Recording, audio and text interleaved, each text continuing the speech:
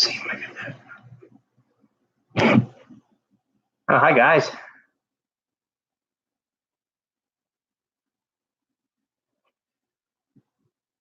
Looks like we're good. How's everybody doing?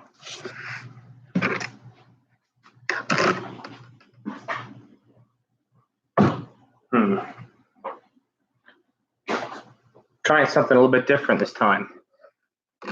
Hope we got some better lighting now. Bit of a different project tonight.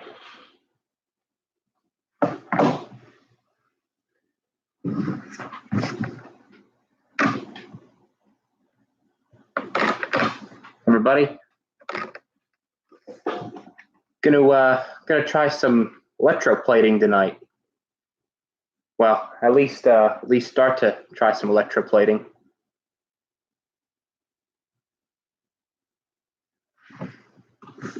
I'd like to nickel plate a few parts on the big cat generator. Now I know it's a long way from actually being done, the generator, the cat, but just to kind of break up the monotony of cleaning and repairing the engine itself, I thought I'd have a little bit of fun and try nickel plating a few odds and end parts on it, kind of dress it up when it's all done. Kevin, Ralph, Tony, how's everybody doing?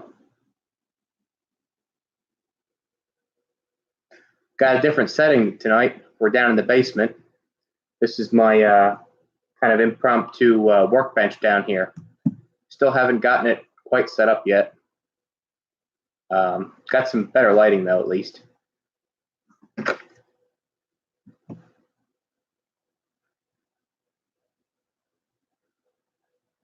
What else is going on? You're probably going to hear the heater run in the background from time to time. It's kind of loud, so just kind of ignore that. So what I want to do tonight, I got this big jar, 2.5 gallon glass jar, and I got vinegar here. I'm going to make up a electroplating solution for nickel plating. Got my pieces of my nickel anodes here from Amazon. They say that they're 99.6 or 99.7% pure nickel, so it's supposed to do the job.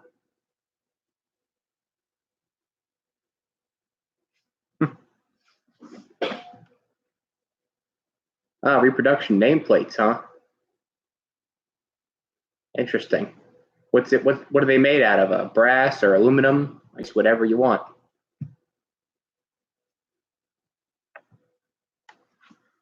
So I'm just going to go ahead and get started here. Sorry if I'm not watching the comments, but clean this jar out already. I'm going to go ahead and throw some vinegar in here.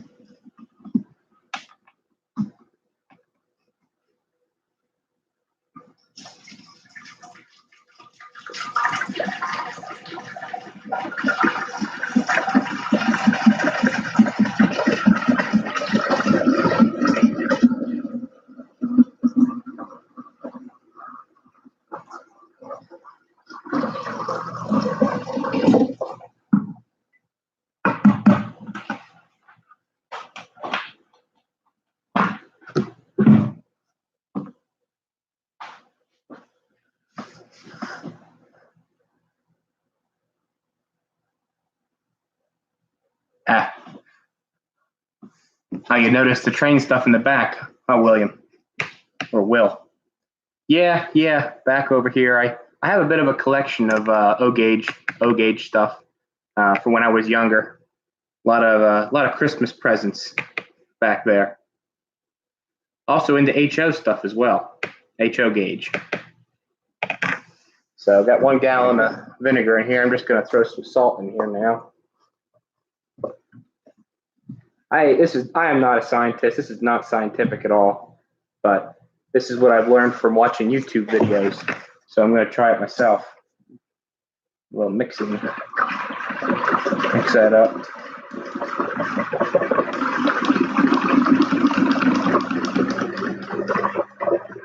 In lieu of going to the library and taking out a book, on electroplating. I watched a few YouTube videos, and now I'm an expert.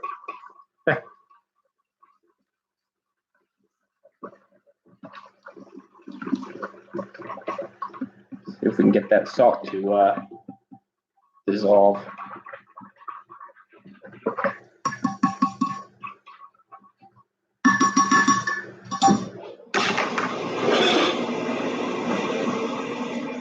Put another gallon of vinegar in.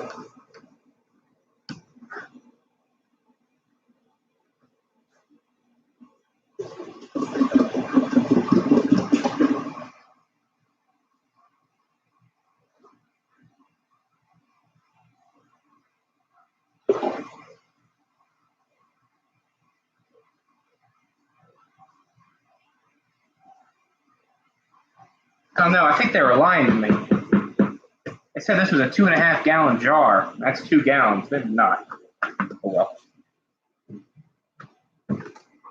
Hey, all that salt dissolved now. Put some more in. Again, I'm just winging this.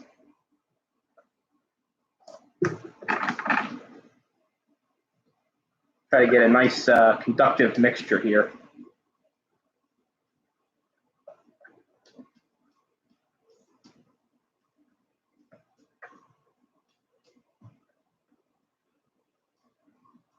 Still got a good connection. Said I'm down in the basement now. Want to make sure my Wi-Fi connection's still good. Yeah, okay.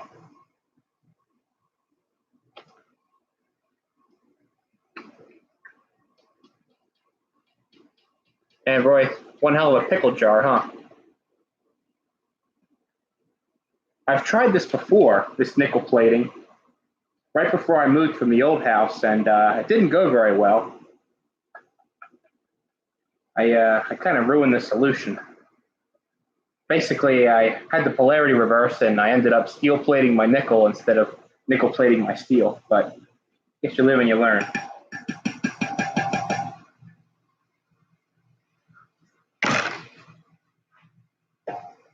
I guess we'll fill it up to about here. I think I bought 3 gallons. All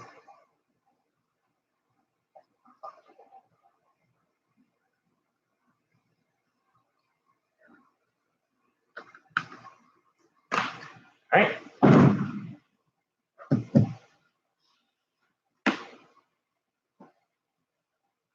Yeah, that salt's pretty much fully dissolved now. You think I should keep loading it up with salt until I can't get any more to dissolve, or should I just leave it there? Again, I haven't been measuring how much salt I've been putting in. This is completely unscientific. It's 5% vinegar, regular stuff off the hardware store, or not the hardware store, the grocery store. Saturate. All right. Sounds like a plan.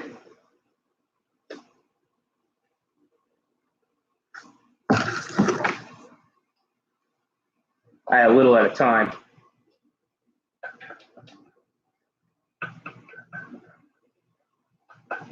Wish I had a better mixing device, but this is working well enough.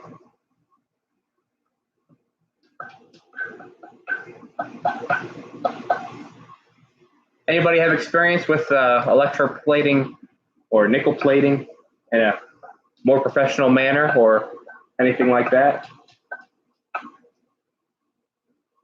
What about plating cast iron? I'd like to plate a few cast iron pieces on the big cat generator. From what I read online, it's pretty difficult to plate cast iron. At least the prep is a bit difficult.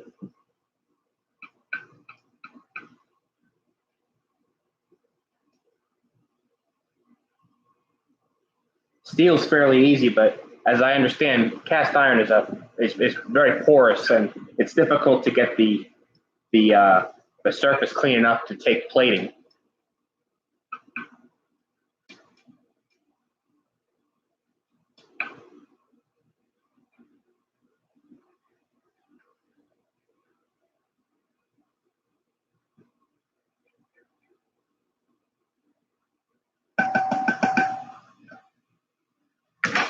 Now that all dissolved as well. It's looking pretty cloudy now.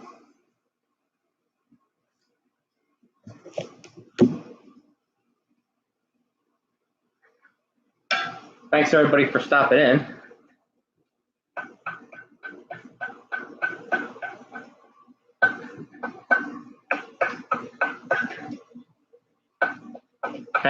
Yeah, Roy. I didn't even think of that. Grabbing the drill.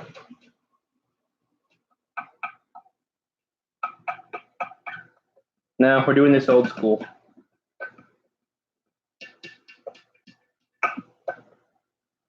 Wow, that all dissolved again. Well, what the hell? A little bit more. A little bit more, and we'll see how that is.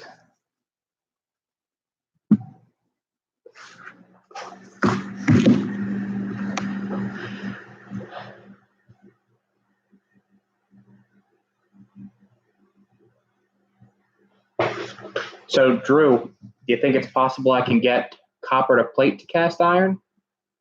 I mean, I imagine the parts that I want to plate, they're not rough castings. They're fairly good condition castings from the big Caterpillar generator, particularly the tops for the oil filter housings, and maybe the throttle lever and the decompression lever.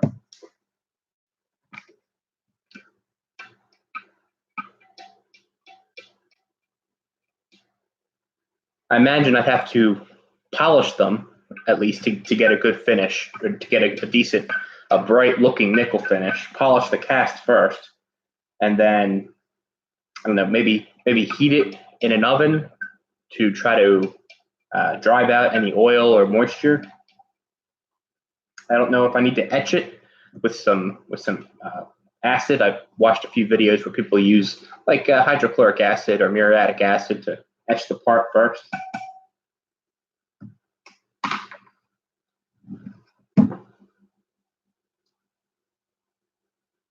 Kevin, the electroplating. Well, the reason I went with nickel is, one, it looks nice, you know, as a bright coating for metal. But yeah, I believe nickel also gives good corrosion protection as well. Check with the multimeter. We can do that.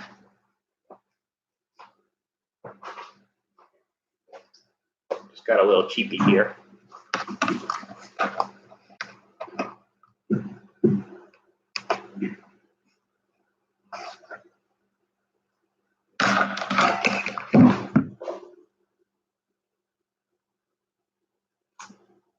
Yeah, Sterling formula, right?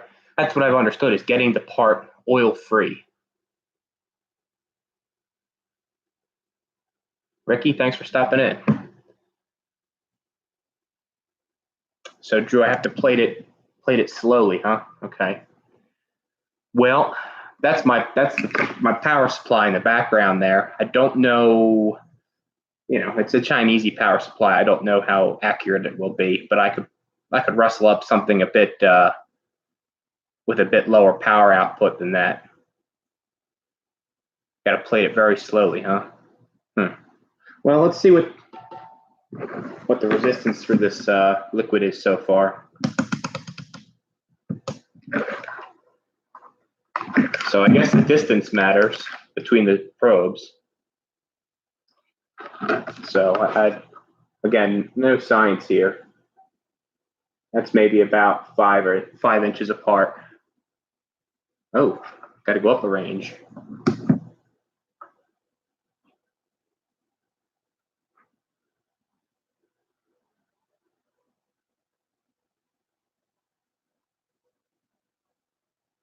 About 11,000 ohms.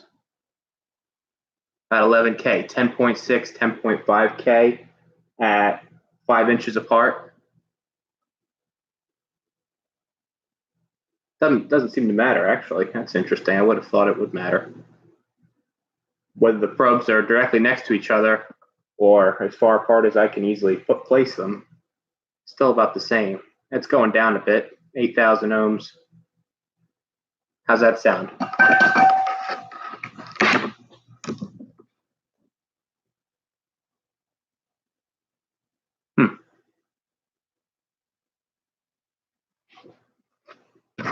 Should I put a bit more salt in it? That everything I've put in so far has completely dissolved. At least it looks like it has. Yeah, there's nothing solid anymore. Put a little bit more in. Is it possible to oversaturate this? That sounds about right. Okay.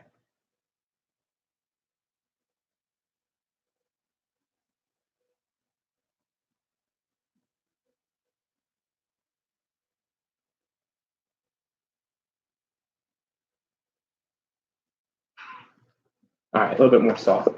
Now,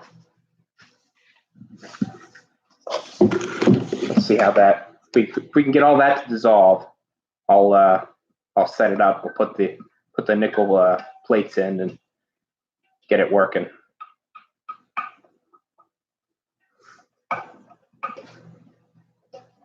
Don't need that much salt? Okay. Well, if I've oversaturated it, I guess I'll have to live with the consequences. Can't really take the salt out, I guess. If I can get all this to dissolve, I'll be happy.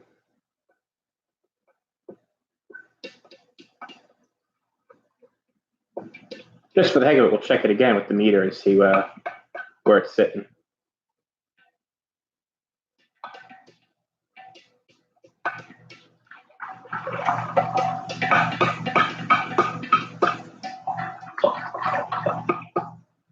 Yeah, that'll dissolve. All right, no more salt. I'm gonna put that away.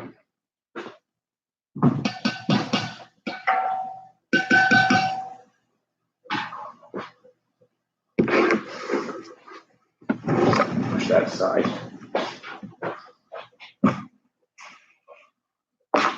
I can rig something up here with a couple of these little clips. Maybe hold the wire.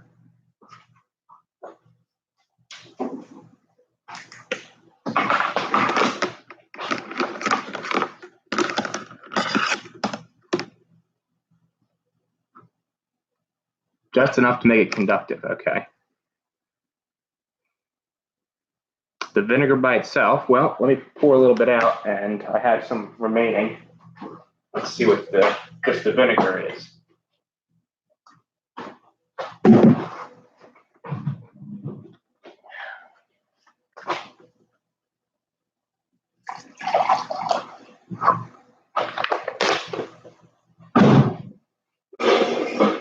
Grab a seat here.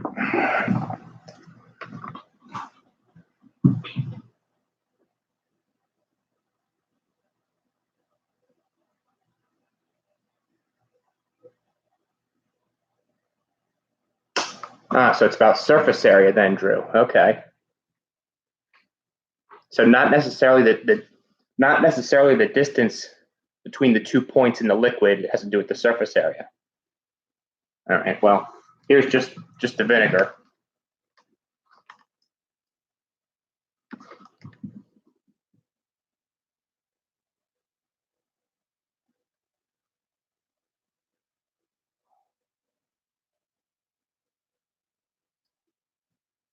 That's interesting. So just the vinegar,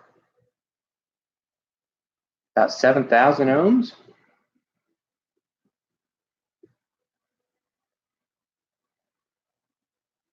That doesn't make any sense, does it? Actually drops. So with the tips of the probes completely submerged,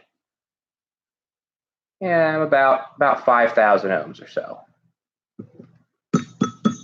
So with the salted solution here. Oh, okay, yeah. Well, with the salted solution, it's down to about below 3,500 ohms, 3,200, 31. It's actually dropping, going down still further. 2,600 ohms, 2,500 ohms, 24. Wow.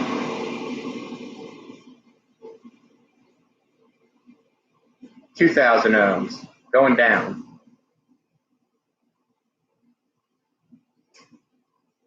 1,700 ohms. Wow. Yeah, that's falling drastically. Down to 1,000 ohms. Can that be? Wow.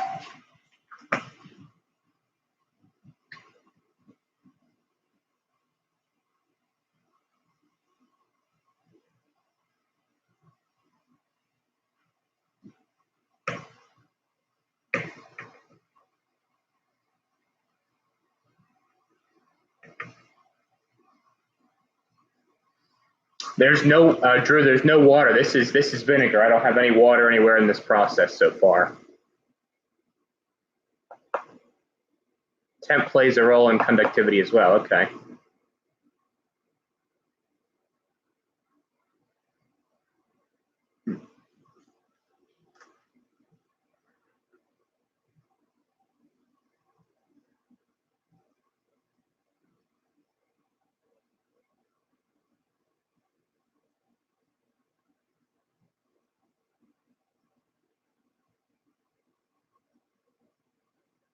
Yeah, the salted vinegar is way more conductive. Maybe plating your probes. Yeah. Well, I guess it is.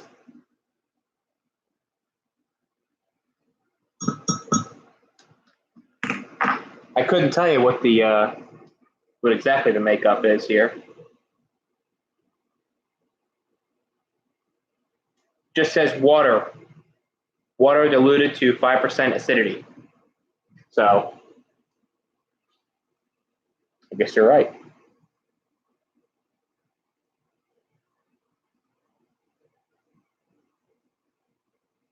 All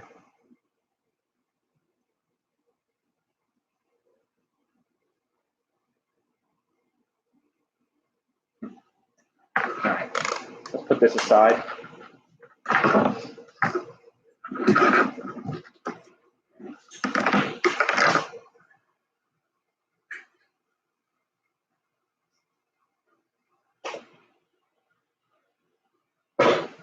Don't this anymore. All right.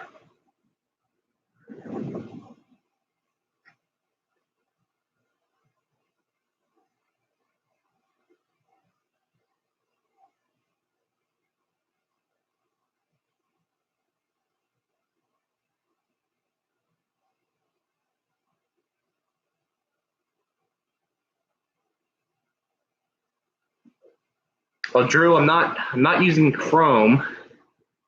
I purchased these supposedly pure nickel strips off of Amazon, so I'd like to nickel plate the parts.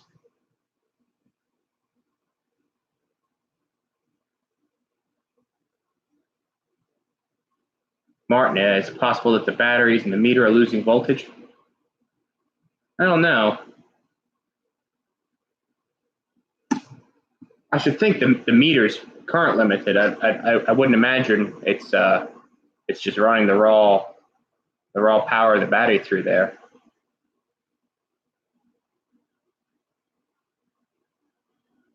Yeah, Drew, isn't chrome plating is a bit more of a complex process? I thought things like nickel and copper plating were really more for us hobbyists. All right, well, let's try hooking these nickel pieces up. See what we can do here. I might have to lose these little boots on the alligator clips.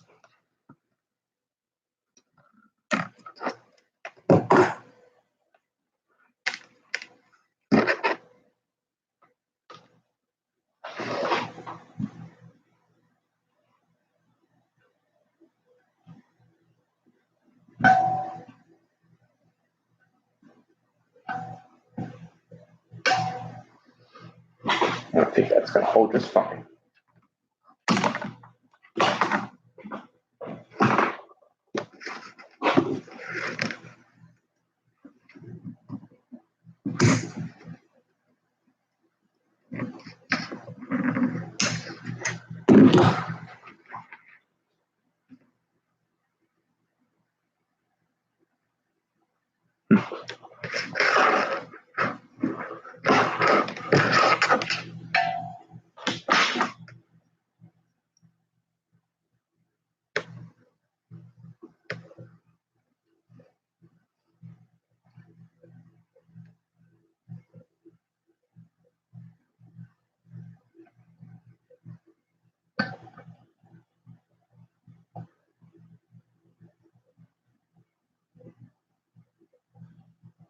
Seems pretty decent grip on it. I'm not gonna put another one here just to grip the wire.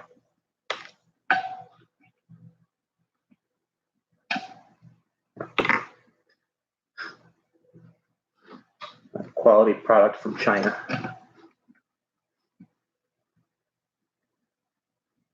And you get what you pay for.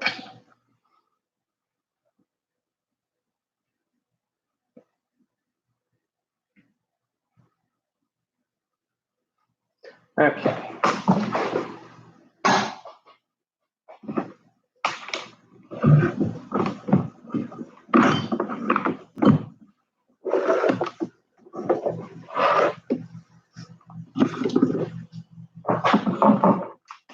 Stuff out of the way here.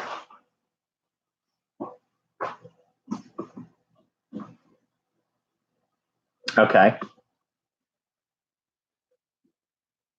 So Sterling, 12 volt at 2 amps. Okay, I can do that.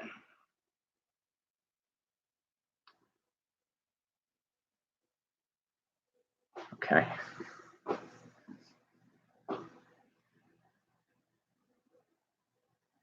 Well, let's try that in the shop.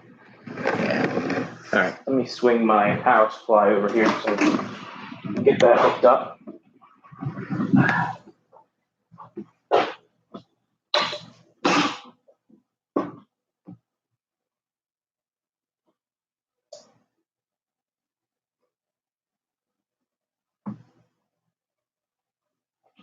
All right, so that's all zeroed out.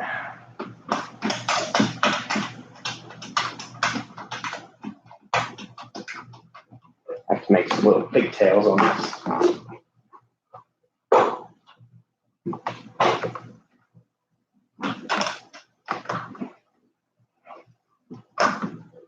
Yeah, that should work fine.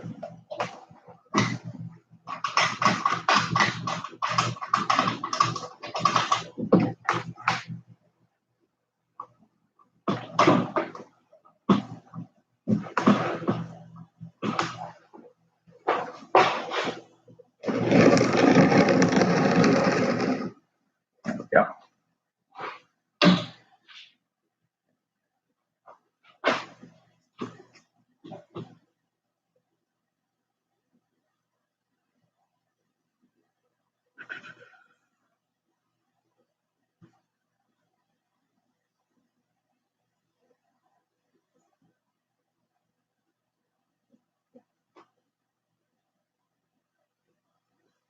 Oh boy, Ricky, you're talking science now.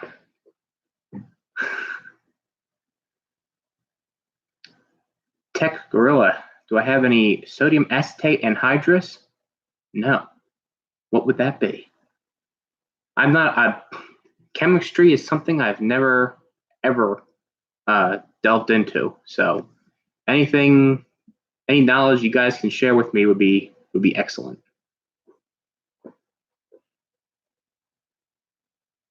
Nash guy, okay. Hand Tool Rescue put out a new video. So he was doing some nickel plating, huh? That's funny. That's ironic. I'll have to catch that video and see what he said. What his process was. All right, well, let's turn up the voltage a little bit. So at 1 volt we have 60 milliamps.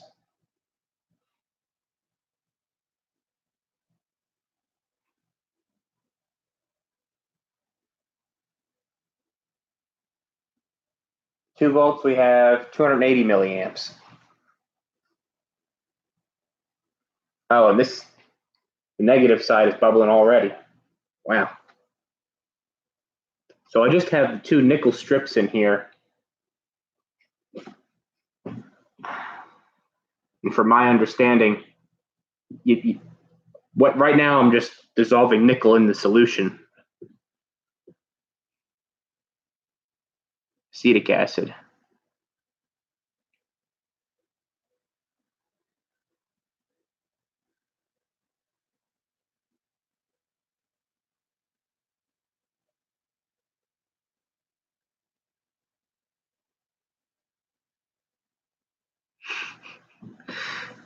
Hi, Road King. How you doing?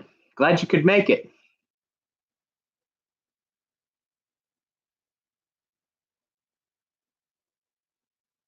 Hmm. Well, that's interesting.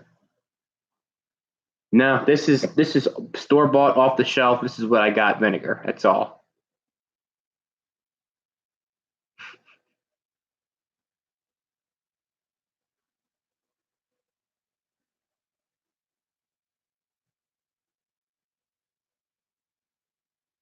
All right. So, how high do you think I should take the current?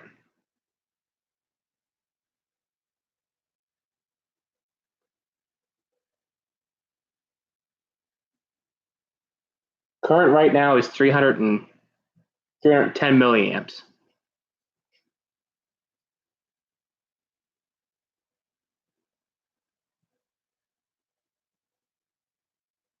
The stuff inside the hot pack. No, okay. So it would have been better for me to start with what? Distilled water and then the acetic acid?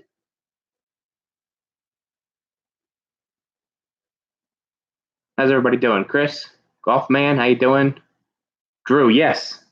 Yes, the nickel anode or the nickel strip that's connected to the negative is bubbling at a pretty good rate. It's the near one here you probably can't see because the solution is so cloudy.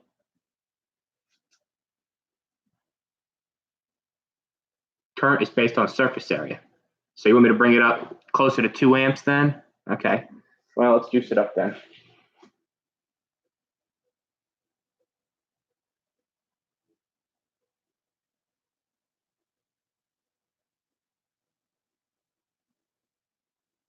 So there's an amp and a half going up higher. All right, there's 2 amps. Back it down just a hair.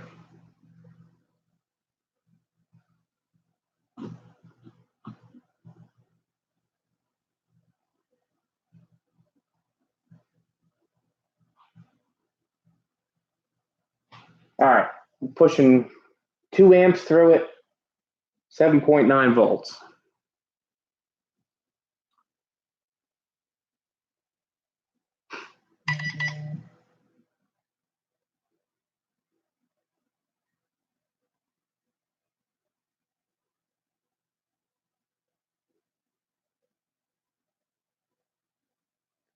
It's really it's really bubbling now.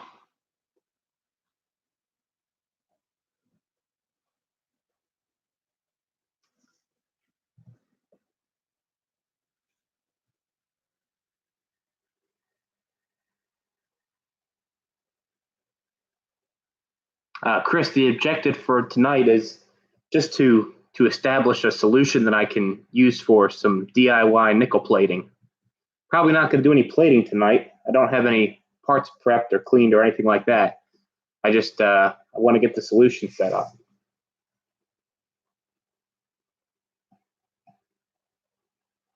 The parts that I want to plate some parts for the Caterpillar.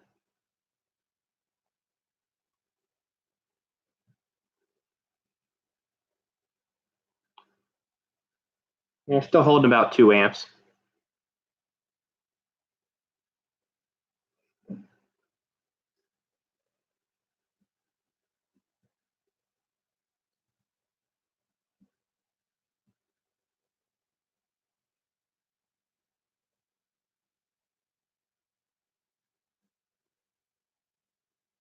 Nope.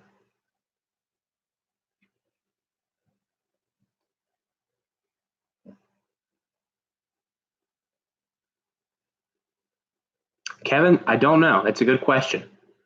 Right now, YouTube has taught me everything I know about electroplating. So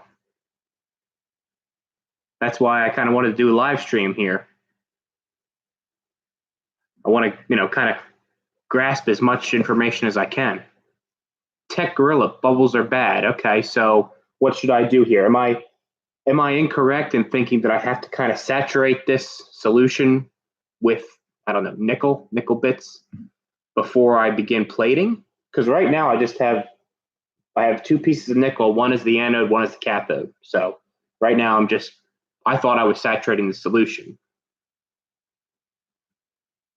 Too much salt. Okay, well, try it for next time.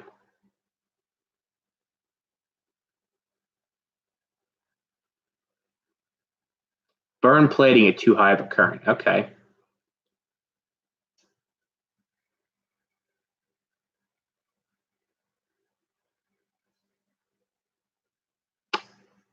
Burn the plating. So what? Excuse the ignorance, but what? So what does that mean? Does that mean the plating, it won't be deposited correctly on the component, or on the object to be plated?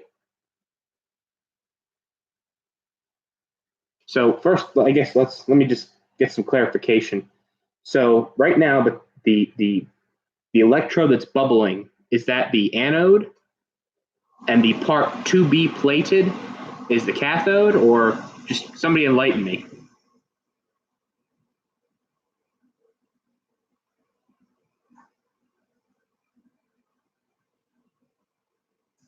What gas is coming out of there? I don't know. It's mostly water, as I've learned so far. So that would be what, hydrogen and oxygen coming out of there?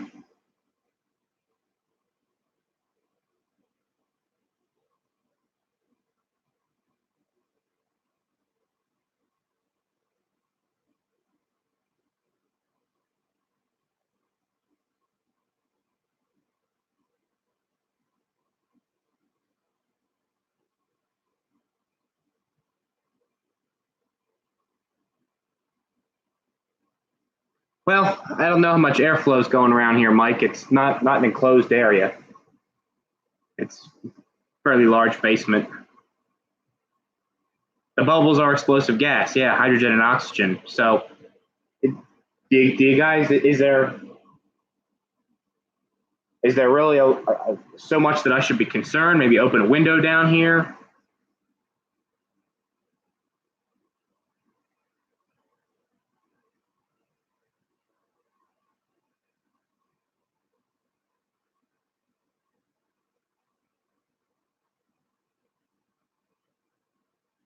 Yeah, Drew, experimenting is exactly what this is going to be. The parts that I want to plate are not currently plated. They're just, well, they're just painted. So the paint's got to come off. The steel's got to get cleaned up. And, really, this is just a fun little project. If the plating doesn't stick, it's not the end of the world. Or if it flakes off or wears off early, it's not the end of the world. This is just something to dress up the big cat generator or anything else really when I get, if I get it to actually work.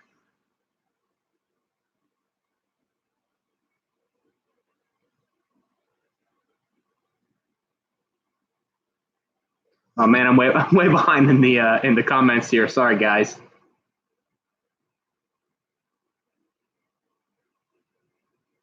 The electrons will come from the cathode. Okay. So in that case, the cathode is the negative,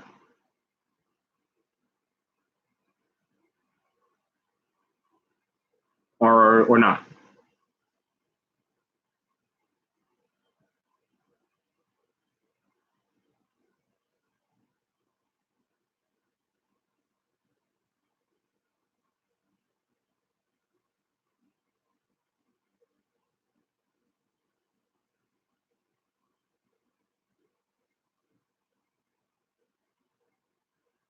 Sorry, David. I'm trying to read the comments.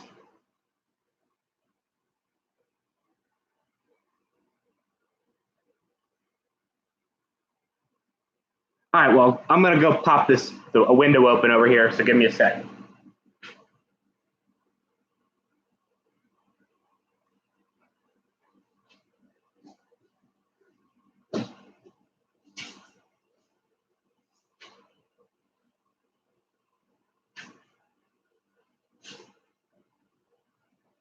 All right. We got a little bit of fresh air coming in now. All right. Yeah, don't let a cigar next to it. Don't have to worry about that.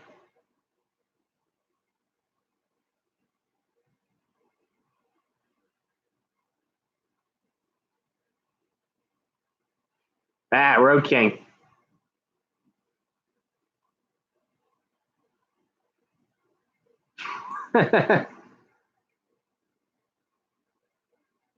Chris, how you doing?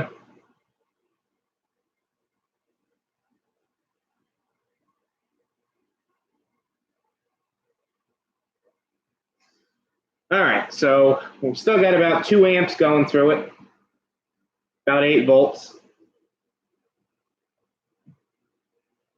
So my understanding is there should be a visible color change, right?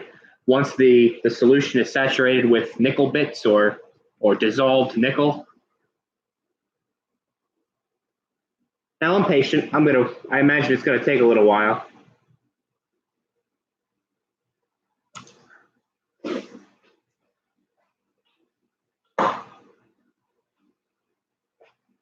See if I can kind of slide this over.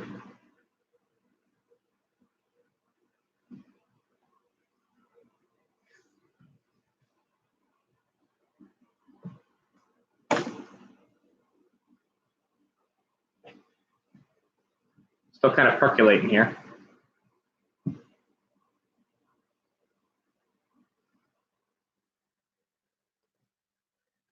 All right, so I should plate copper first, then the nickel.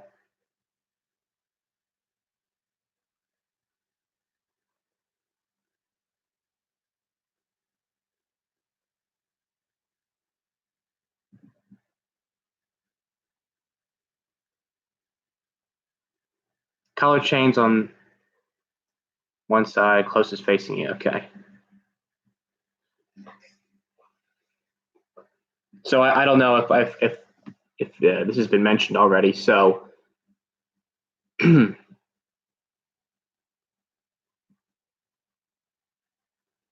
so negative is the cathode and positive is the anode. Is that correct, or is it the inverse of that? I'm gonna have to write that down because I'm always gonna forget.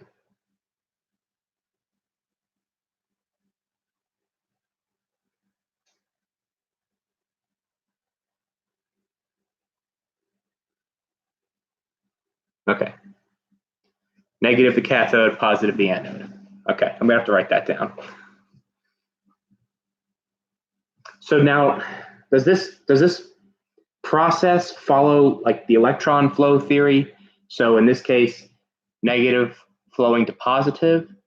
Is that the case, or is it the opposite?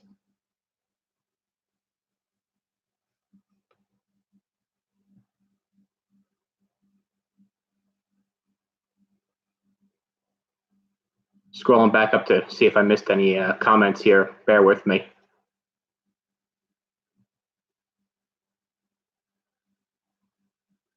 Dave, you think I should leave it go overnight? Do you think I should leave it on this high of a current? Because it's at 2 amps right now. Or do you think I should dial the current down?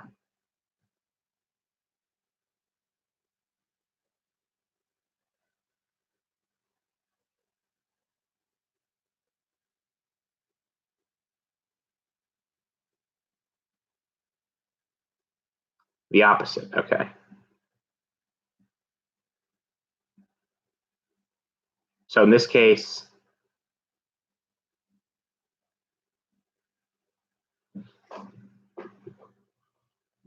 okay.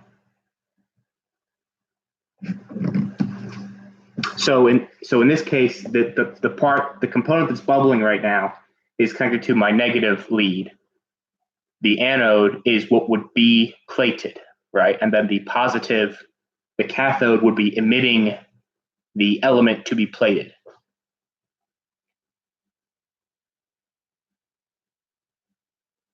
Okay.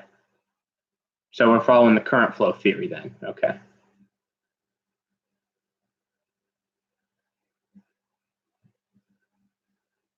Right, Ricky. There's 2 schools of mind here, right? You have electron flow, and then what's the other one? The conventional, and then the electron flow theory.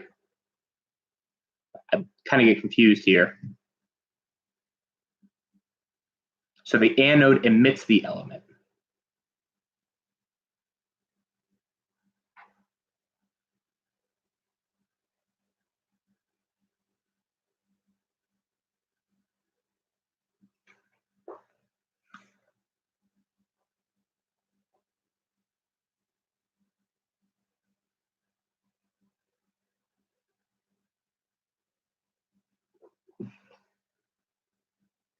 Oh, okay. So KD. So should I? So this nickel solution I'm making now. Should I should first start with a copper solution. Make a copper solution.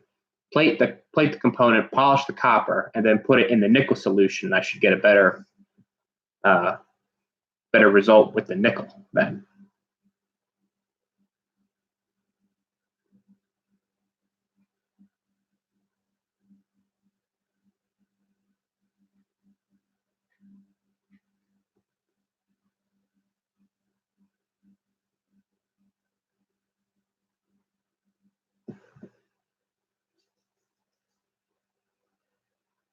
Hmm. Okay.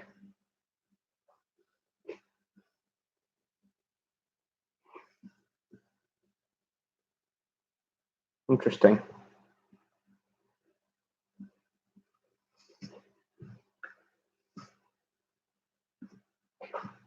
Maybe it's just me, but I think I can see it starting to turn color.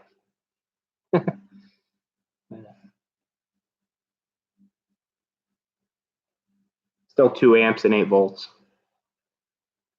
I guess it really shouldn't change all that much, right?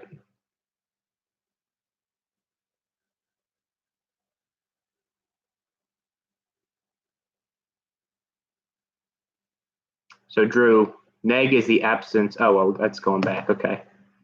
Let's see.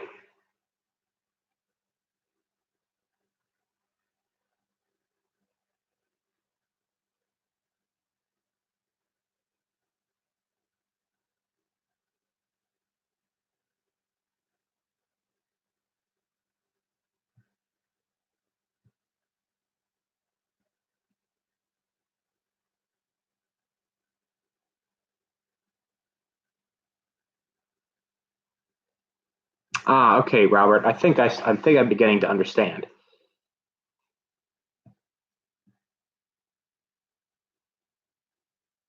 So the positive, the cathode, is emitting electrons, and the electrons are flowing toward the anode, and so therefore the nickel in the solution works to replenish what has been left by the electrons on the cathode. Okay. So the positive, the cathode, is what is going to be plated. Or am I still saying this wrong?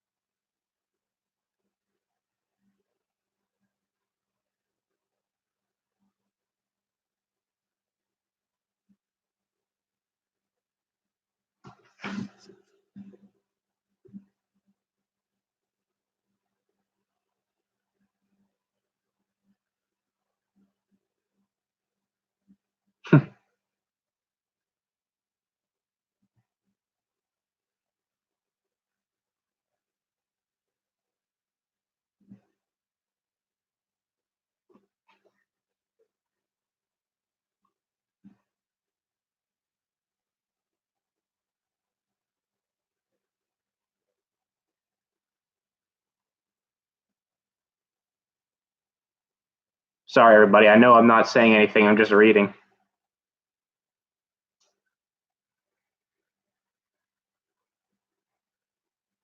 The electrons from the nickel are stripped off at the anode.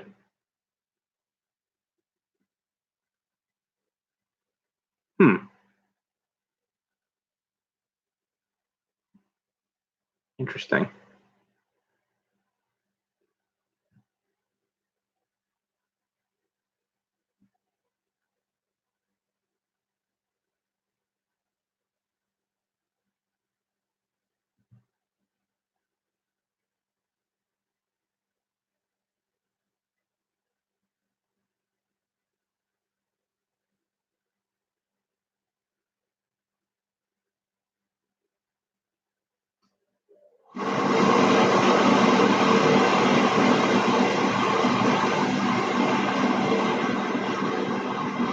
Okay, hang on. Chemistry lesson. I'm receiving a chemistry lesson here. And no problem, Robert. You're teaching me here. Okay, so the electrons are flowing from the cathode to the anode, right? All right. So from what I would call from the positive on my power supply, that's the cathode. And the electrons are flowing to the anode, which is the negative from my power supply.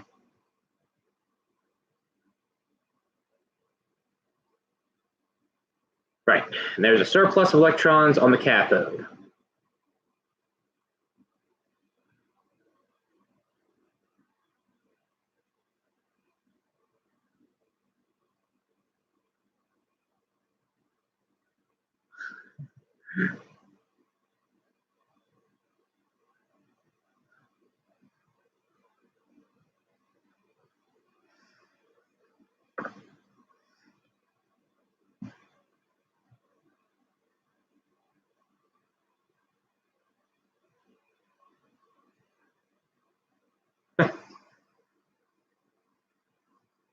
Oh yeah, it's definitely turning a greenish color at this point.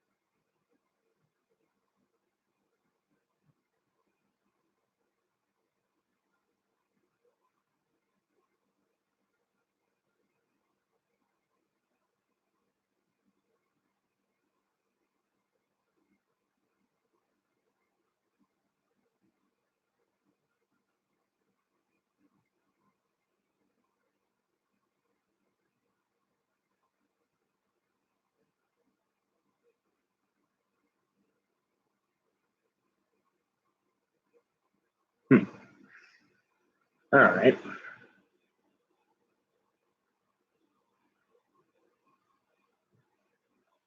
Now, for some reason, this is just not sinking in.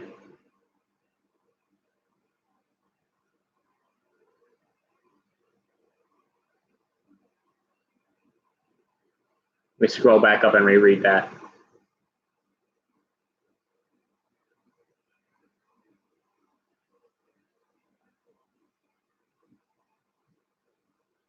So I guess I'm not actually plating right now. Both of the electrodes here are nickel. So I'm just trying to make the nickel solution.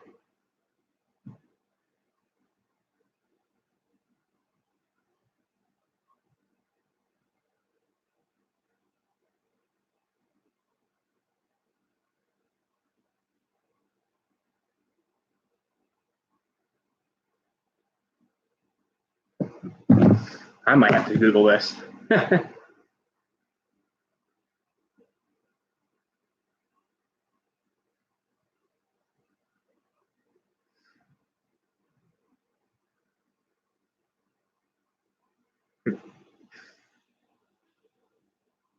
You know, I didn't realize this was going to occur so quickly. I should have cleaned something up to stick in there and start plating.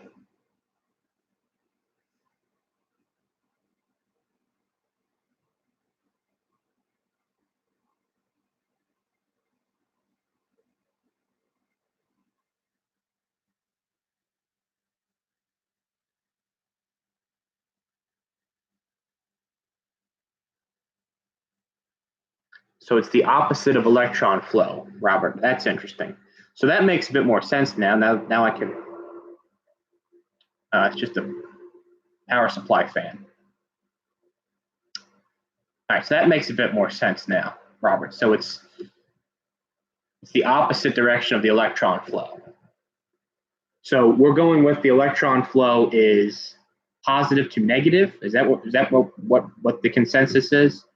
So electron flow is positive to negative. So the nickel transfer is from the negative to the positive, or did I just get that completely backwards again? Mike, the voltage is still 8 volts at 2 amps.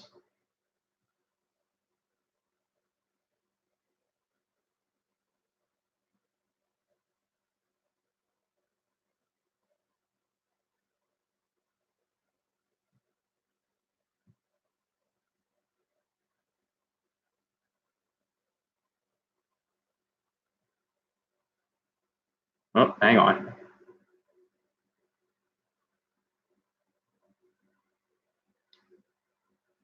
Dave, what basket case you talking about? The brown wall that Road King's working on? Yeah, we'll finish that.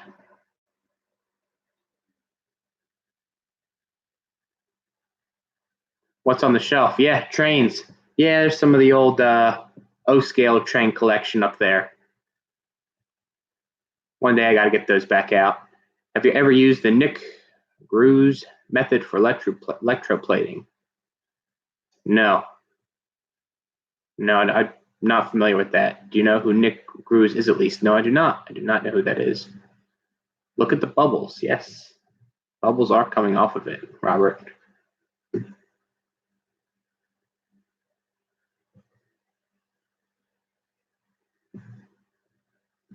Road King, appreciate that. I thought we were going to use those on your plating.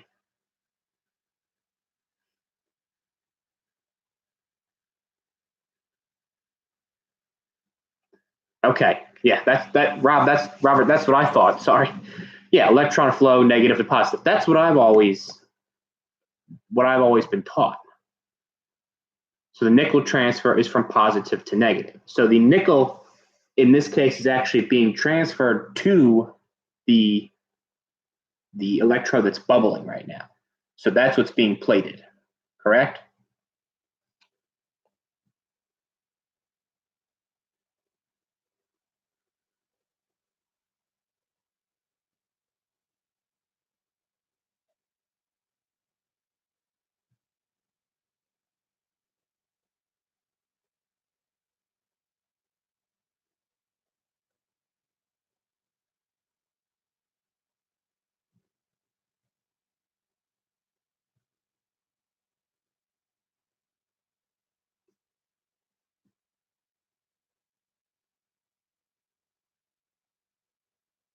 Drew, is there any salt being pushed out?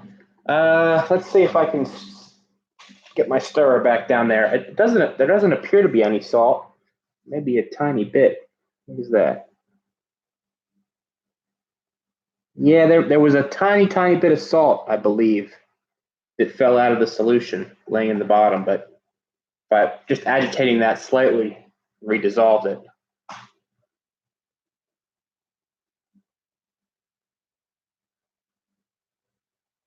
Nick Gers. Okay. Sorry, I'm familiar with that, with Nick Gers. Sean, how you doing?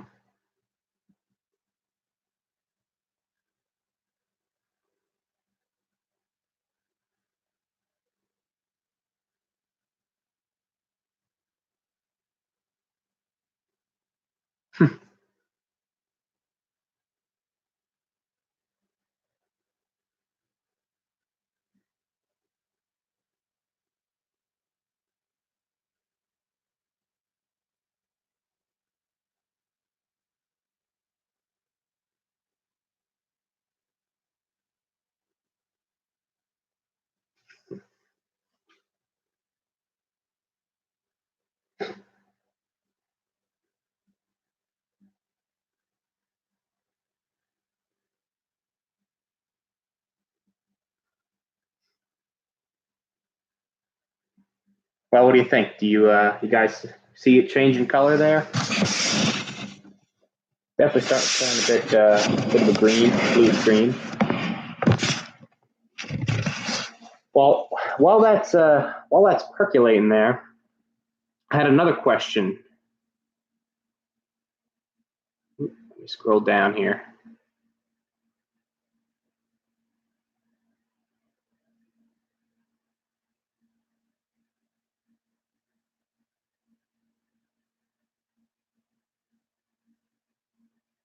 Yeah, so Drew, So yeah, the solution is holding the nickel.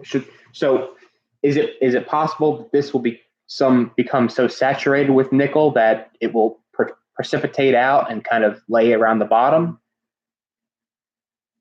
or is it will it stay in solution?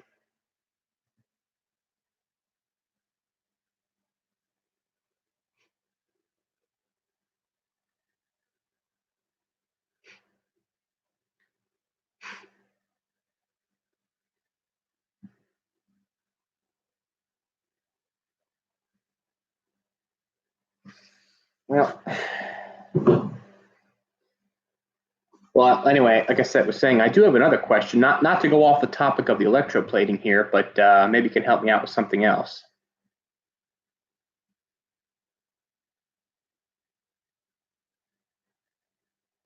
So behind me there, leaning up against the air conditioner, I have one of these. Let me grab it, bring it over here. One of these LED panel lights. Like it's a replacement for a drop ceiling light. Bring it over.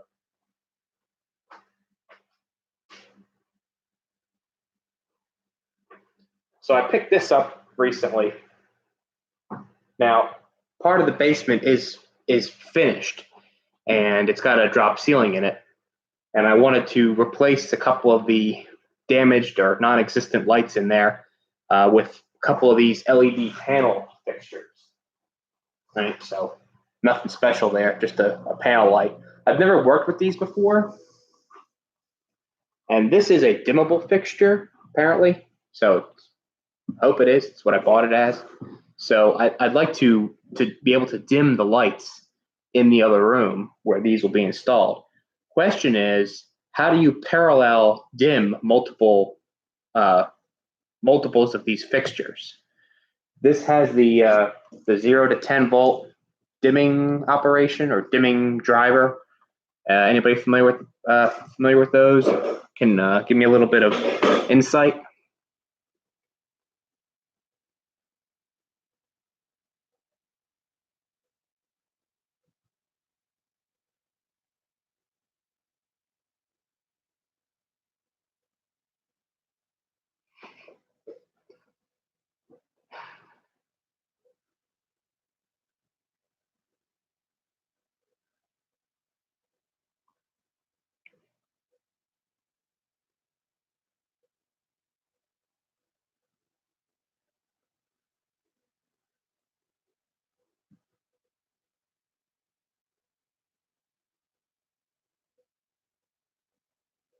Sorry, still reading.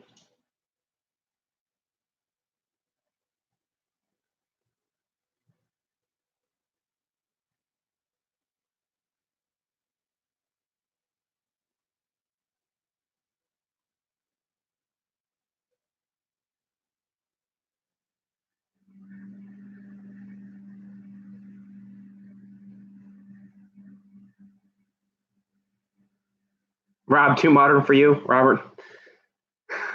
Yeah, LEDs are pretty modern. I never thought I'd get into them, but got LEDs above me here, LEDs all around. The energy savings just makes sense to me, especially in the house. And it's what's available now. I don't have to worry about changing bulbs and messing with ballasts and everything else. So I'm warming up to the LEDs, I should say. Okay, so about that panel.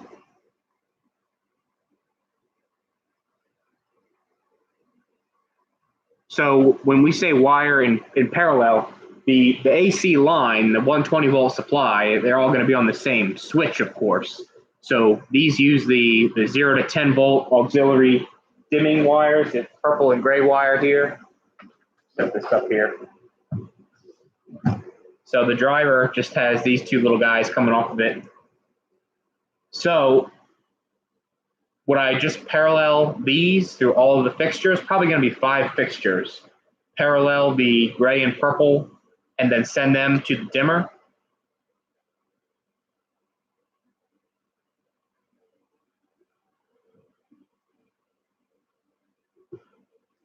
Also, From what I've seen, the dimmers are ridiculously expensive for these.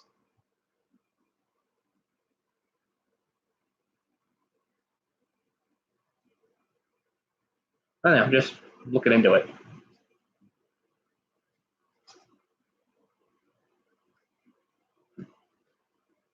So the dimmers for these fixtures are fairly expensive, but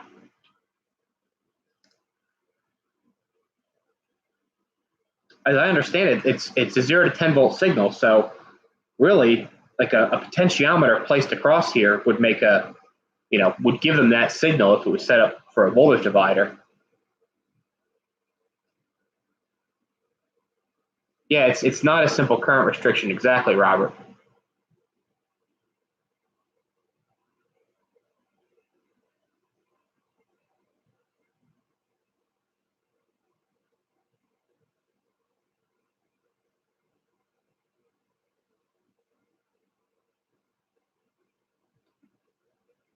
Is there any way to homebrew a dimmer for these?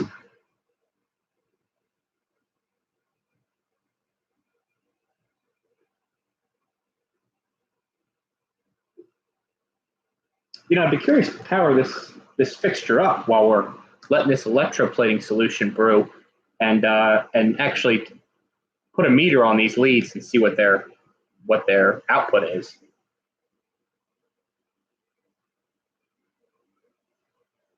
Maybe we'll do that. Stuff on the table. If I have enough room here.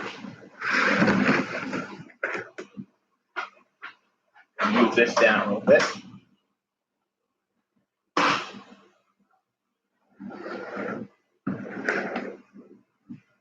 This big jar takes up a lot of space. It's already moved over as far as it's going to go. Okay.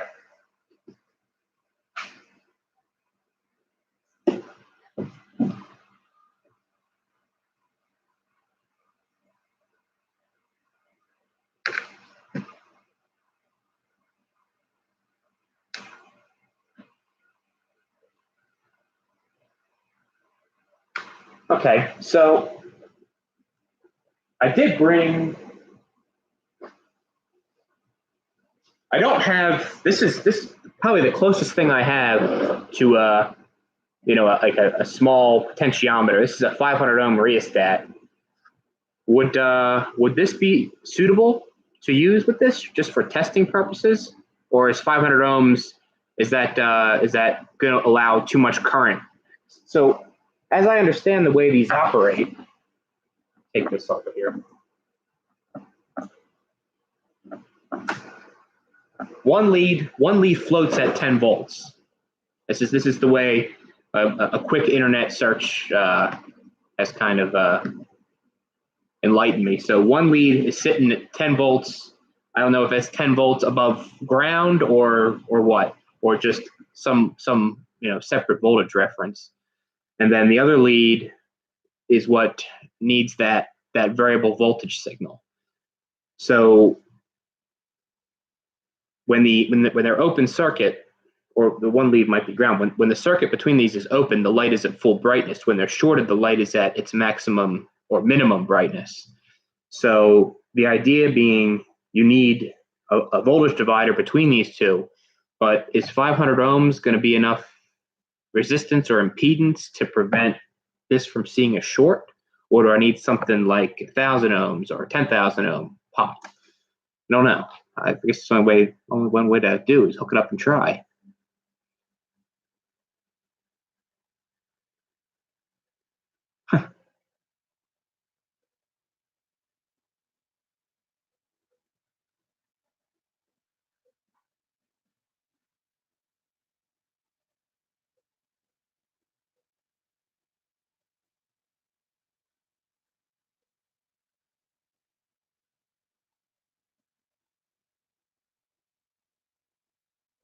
Well, let's hook it up and try it then. What the hell?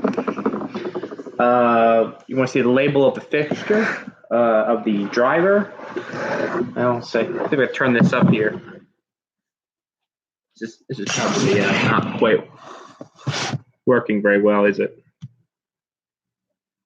So I don't know what you're going to be able to glean off of that. So I imagine that's the volt out, that's voltage out, that's what's going to the LED panel, 30 to 42 volt. So I don't know. I say we hook it up and see what it does. This thing wasn't cheap, so I prefer to not let the smoke out of it.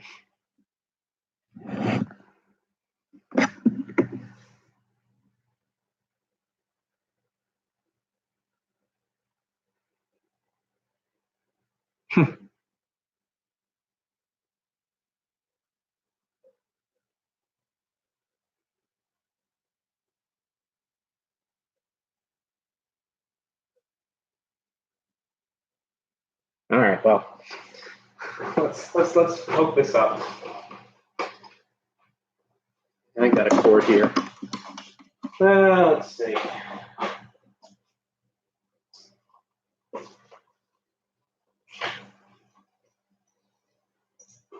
Grab a couple things.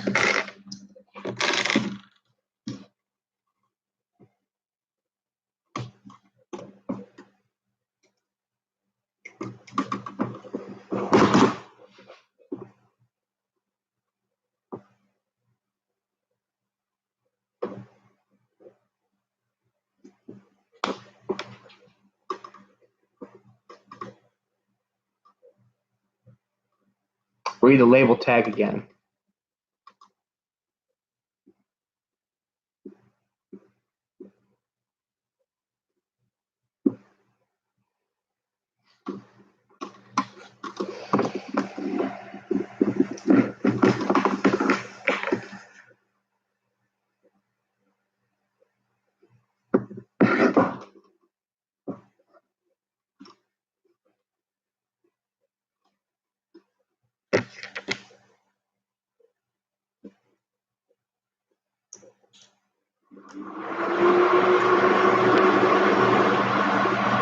Read the tag again. All right.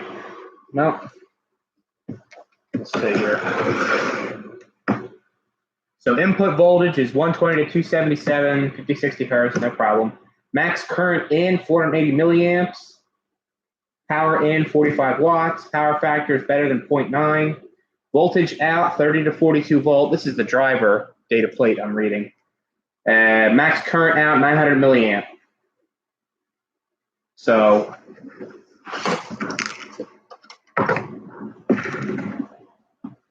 just a couple basic terminals, lines in, dimmer out, and then the two leads out to the LED panel. So pretty simple there. So not really much to see. So I'm curious to hook it up and see what exactly it does. I'll leave these both isolated, the dimming leads, and I'll use my meter to check to see what is on those leads. As I understand it, the drivers generates its own internal control voltage, for lack of a better term, or its signal voltage, for lack of a better term.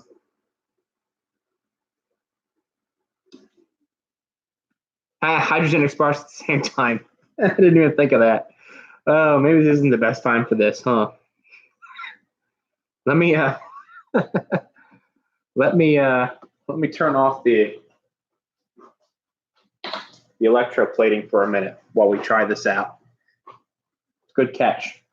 Kind of let that all air out for a sec. So let me just see if I can pop the ground in there.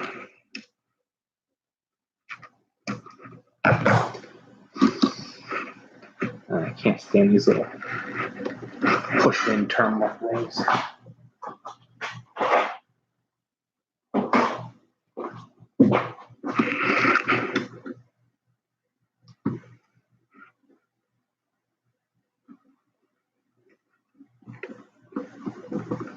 Yeah, that did work. Okay. Okay, so now with these dimming leads isolated or open, the fixture should be at full brightness.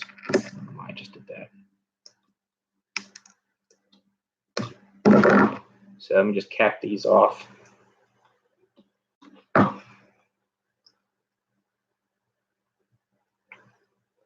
Okay. Okay.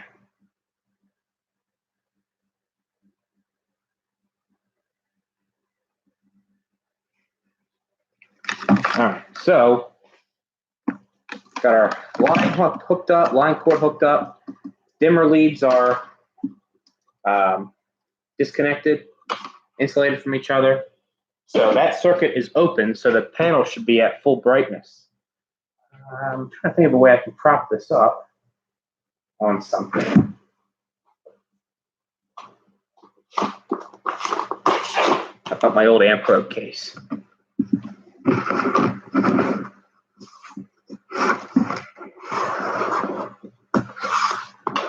This is precarious. All right, let me grab. Sorry, stepping out of shot here. Okay, so let's plug it in. Plug it in, okay. So what's that look like? I can't see the screen now, actually. The reflection's pretty bright. Okay, so being careful. Panel's on. I would assume this is full brightness. Pretty neat. Okay.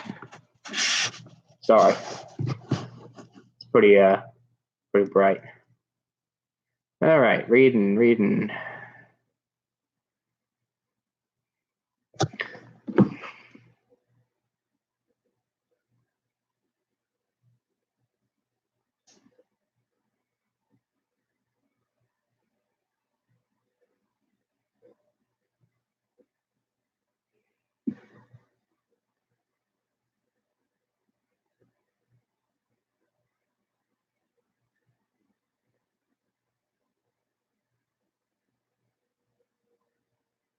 Okay.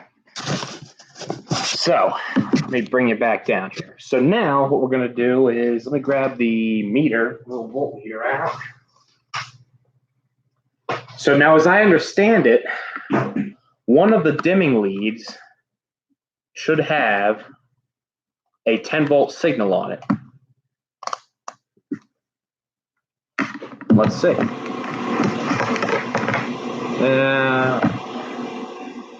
I don't know what the 10 volts is in reference to, if it's in reference to ground or if it's just reference to something internal to the driver.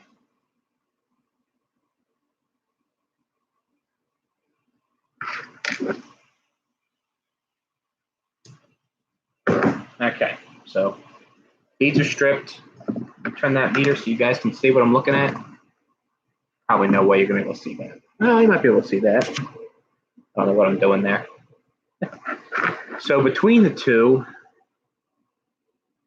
I should probably have my alligator clip probes for this. This is going to be a little fiddly. They're out there in the truck.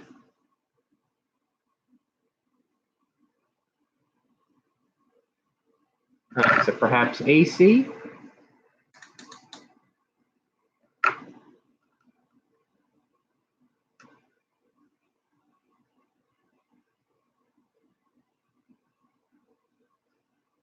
That's interesting. Nothing between them. That's peculiar.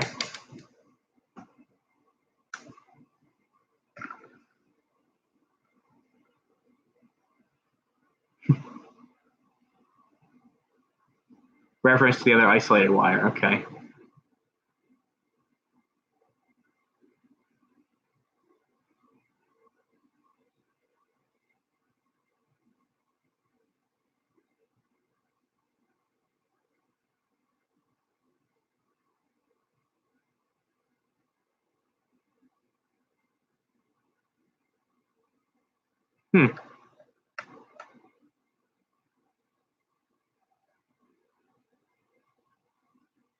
Oh, there it is. Must not have had a good connection at first. So between the two dimming leads, we do have 9.46 volts.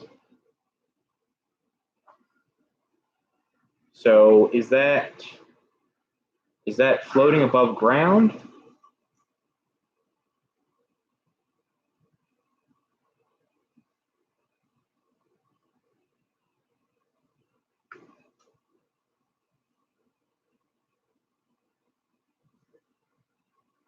No. No, it's an isolated supply, it looks like. Okay. So if I short these, the panel should go to its most dim. Look at that. Is it lit at all? No, it appears that it's out. And if I pull them apart, it goes back to full brightness. Okay. Well, that's interesting. So we're DC volts, so it's a DC system.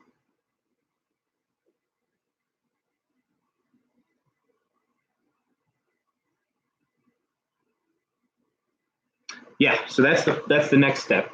I've got a 500 ohm potentiometer here, a rheostat.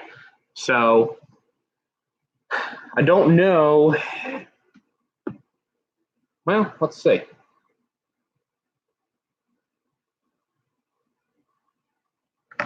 Might be able to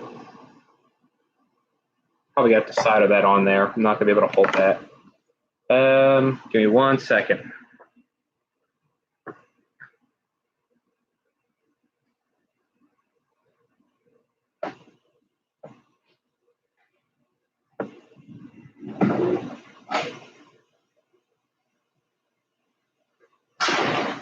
All right, soldering iron's coming out now. Watch out.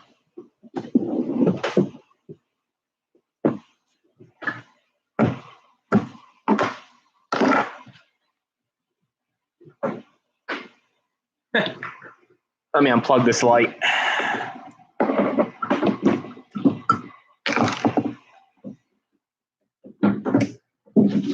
Okay. All right. I'm just gonna real quick see if I can solder this rheostat on there. You have the temp yet? Getting there.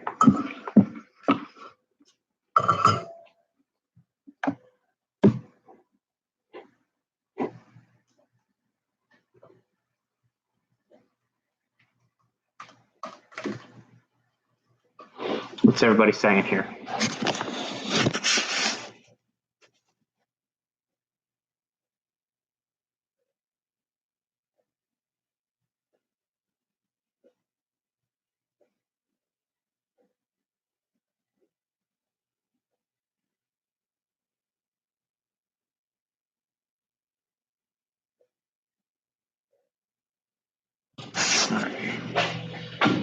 And let's go a little bit of solder on this thing.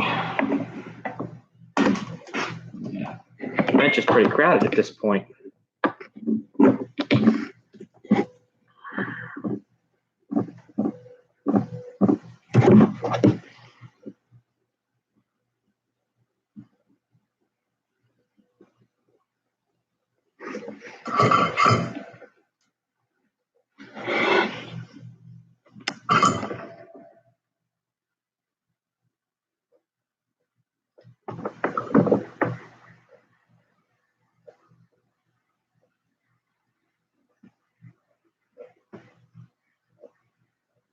Come on.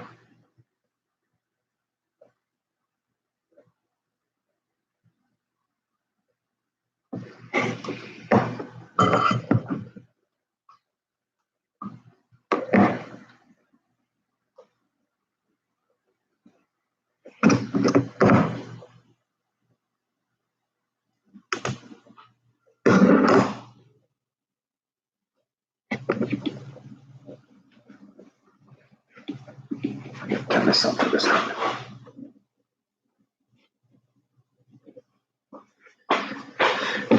Do.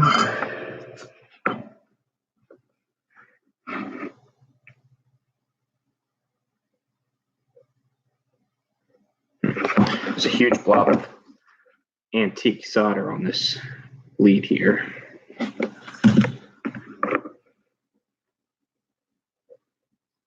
There it goes.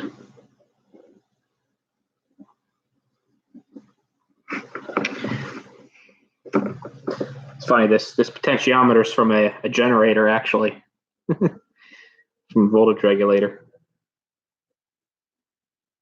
Can't get away from the generators.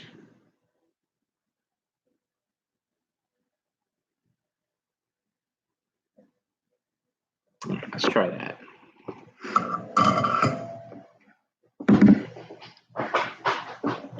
All right. So 500 ohm pot across the output. So we're going to keep it, well, so let's put it up to highest value, and we'll see if the fixture comes on at full brightness. Of course, I have no way to really gauge full brightness, so let's see if it does anything. So, nothing. Yeah. 500 ohms is just too little resistance, I guess. The circuit's open between the two. Wow. It's open according to shorted. That's interesting. So need more resistance, presumably. So now if I were to cut one of these, it should go to full brightness. There you go. Okay. All right then. So I learned something tonight.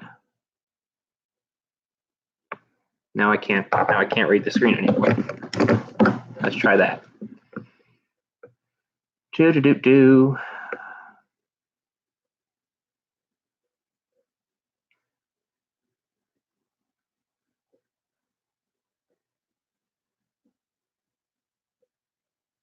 Use 10K pot. Okay. Well, so I'm a little off there, aren't I?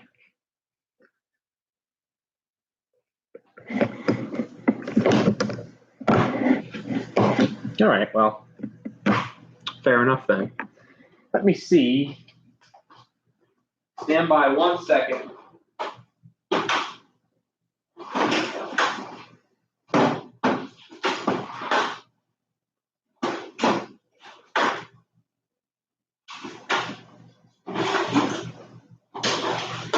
Nah, I'm not gonna have anything even close to that.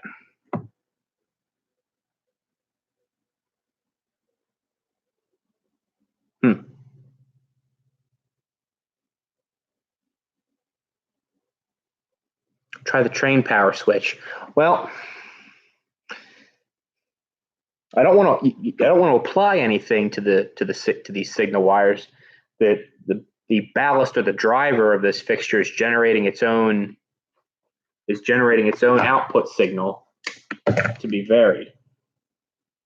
So 500 ohms is nowhere near enough resistance. It's just it looks like a closed circuit. Add a resistor in series. Yeah, I don't really have any good resistor selection down here. Ironically, all that stuff's in the garage.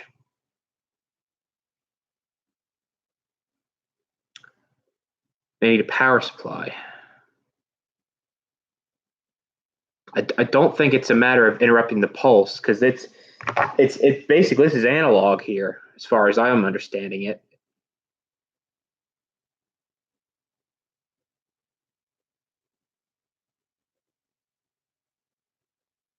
Well, the driver is outputting a PWM signal to the panel, but in order to receive an input, the input appears to be analog.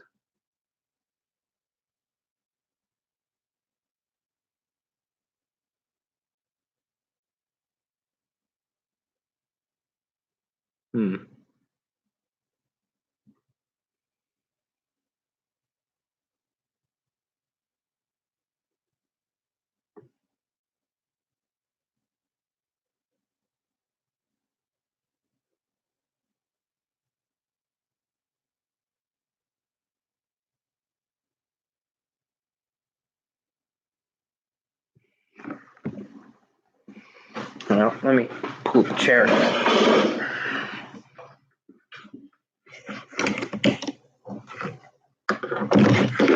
Things out of the way.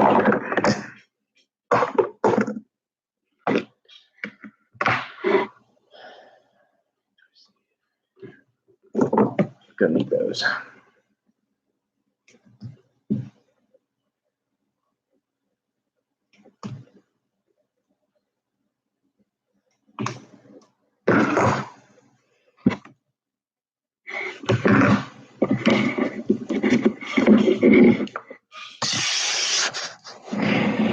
have to turn you guys so I can read.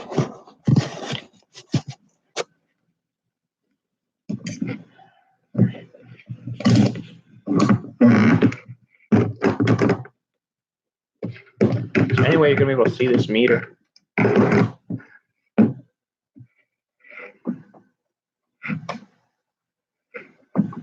Not really. Maybe a little. So with the meter on the AC scale,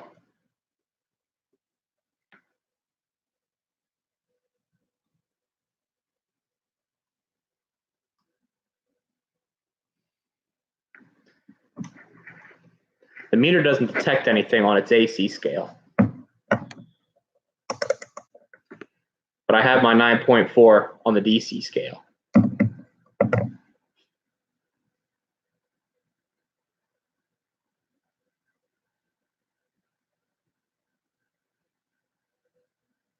No, I don't have the nickel going anymore. It's just sitting.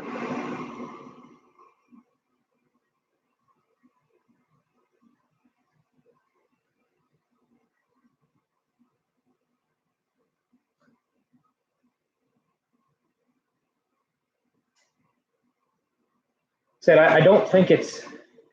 I think at this point this is a totally analog signal. I mean, very interesting.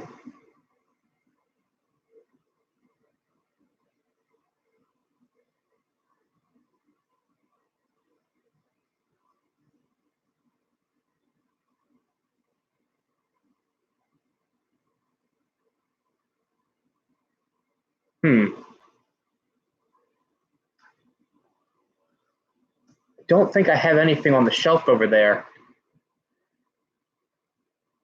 that will work at this time. So that's 500 ohm.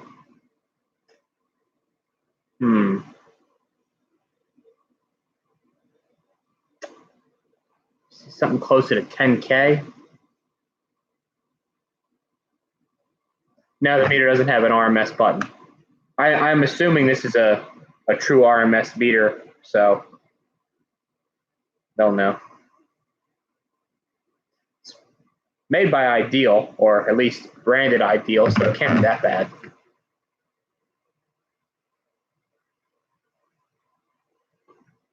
Yeah. Should get the fluke out here. That's out in the garage too.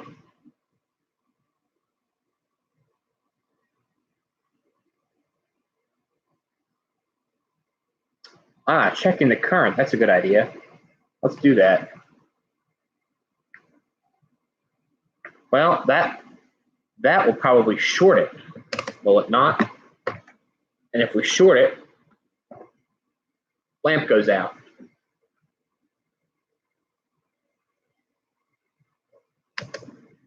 Yeah.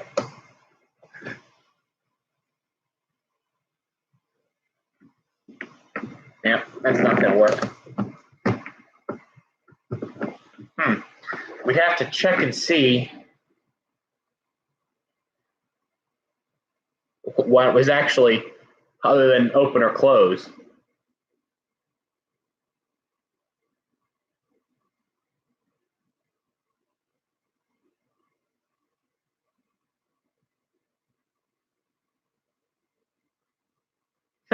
Use the nickel bath for the resistance. That's good.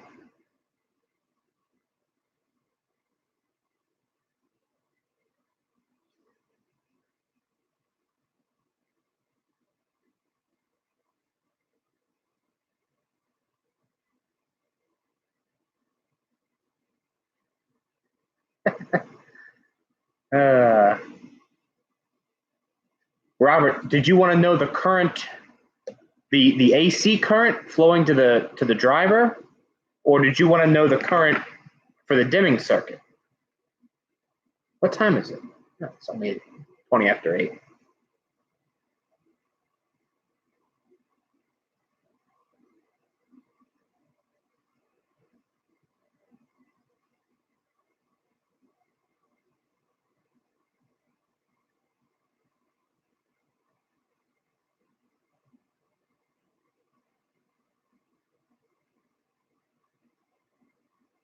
All right. You wanted to know the model of the dimmer, or of the driver.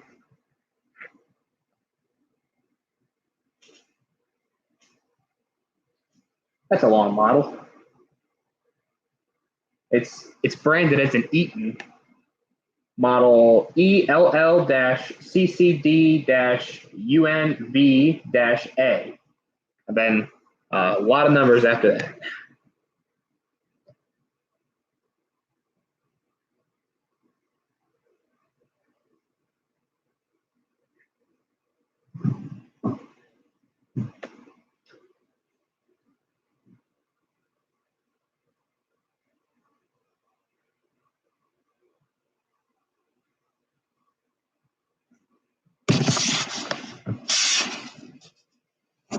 Let me unplug this thing again.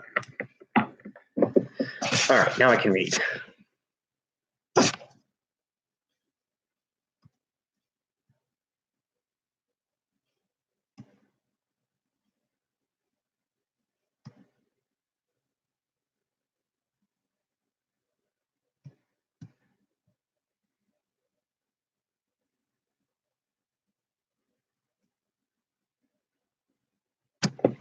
Nash guy, so what do you mean I didn't buy the correct fixture? So the fixture is a 120 volt lamp. I plugged it into a 120 volt outlet. So its dimming circuit is a low voltage DC signal. So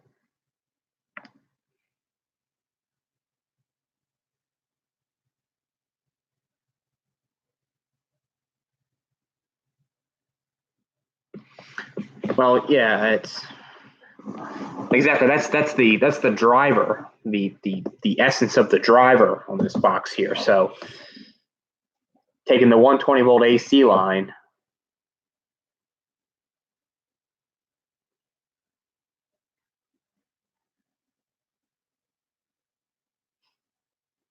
I don't know. I think I'm a little lost right now.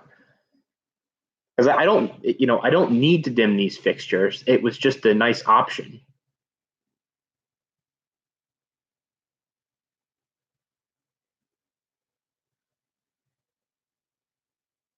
I mean, I can plug the fixture in, light it up, and just keep these two dimming wires isolated and have a perfectly functional fixture.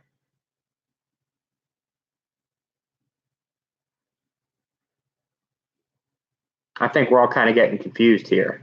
At least there's a little confusion between myself and a couple guys here. The DC is just a signaling for the dimmer switch. The dimmer doesn't go in the AC line. The dimmer is not a pulse width modulated dimmer. It's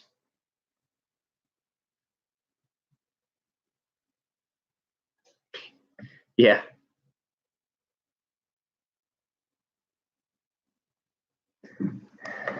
Give me a sec. Let me go see if I can dig around and find a higher value resistor. I want to see if I can get this thing to dim at all.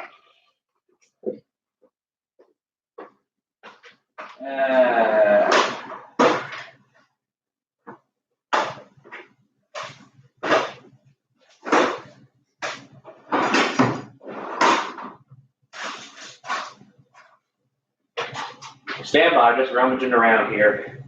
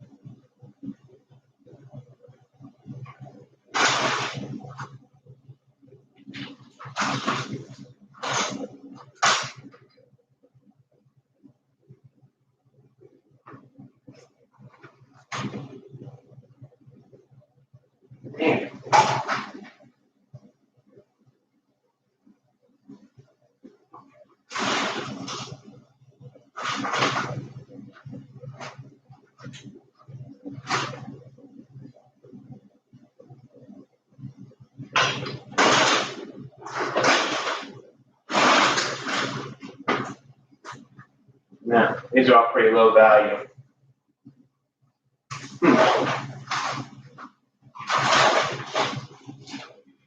I'd probably have to go out in the garage, get something that would work.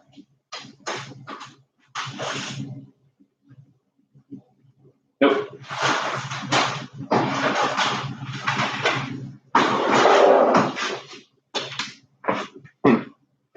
Well,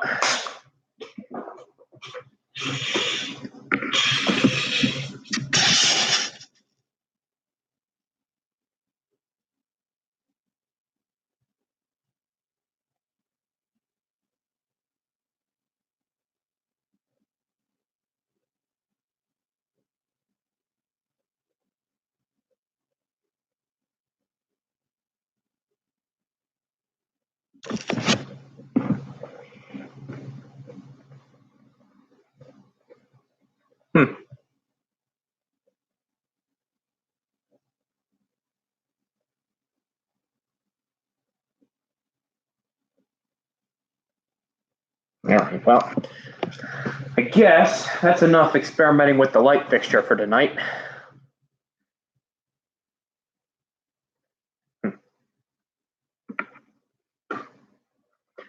Guess we'll power the nickel bath back up. It's funny, with the fixture, with this fixture lit up, you can really tell how green or blue that nickel solution is becoming. Okay.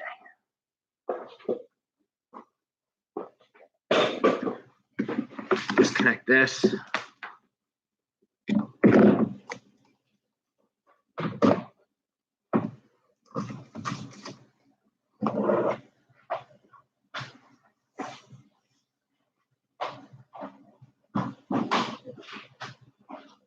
The room that those lights are going in needs a lot of work anyway, so it's going to be a while before I have to worry about that that project. All right, let me plug the power supply back in, and we'll get the nickel ruined again.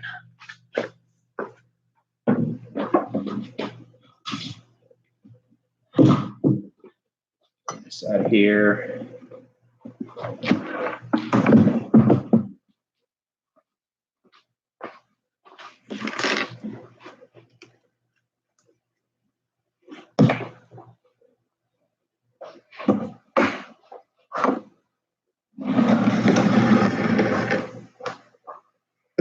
Who's still on?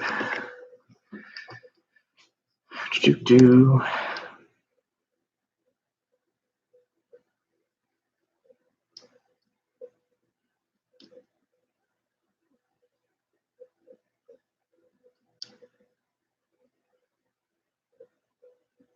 Mark, how you doing?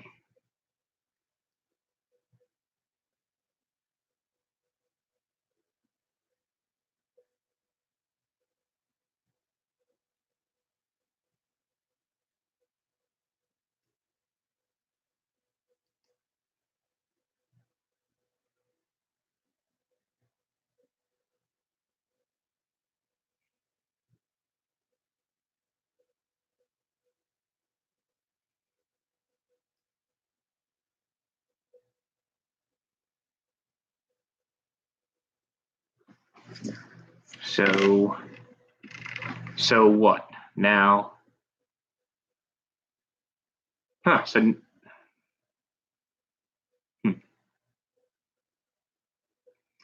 I'd like to know where you got those fixtures so reasonably. Well, the dimmer itself was $25. Okay. I was gonna say most of the ones I saw were $50, $60, and you know when I'm paying $50 per fixture, the last thing I want to do is spend another $50 on a dimmer. But maybe I'm just being cheap.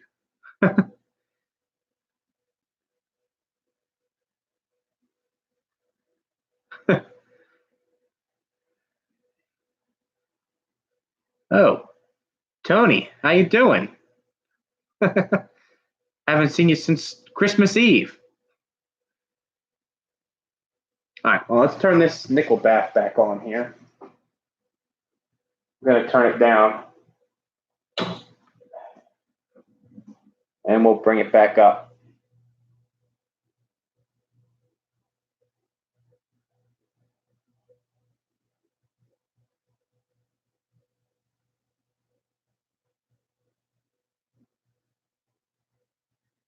All right, back at about 2 amps,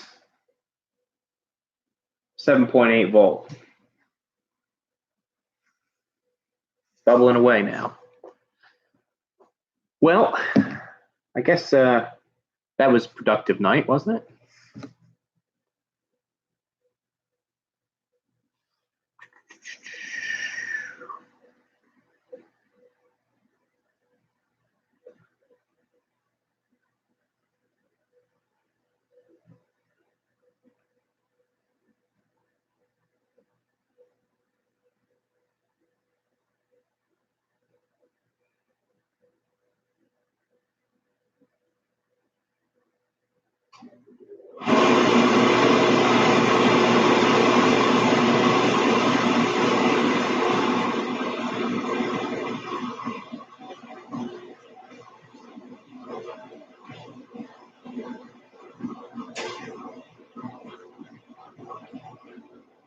Sorry, just catching up with the comments here. Reading. Uh,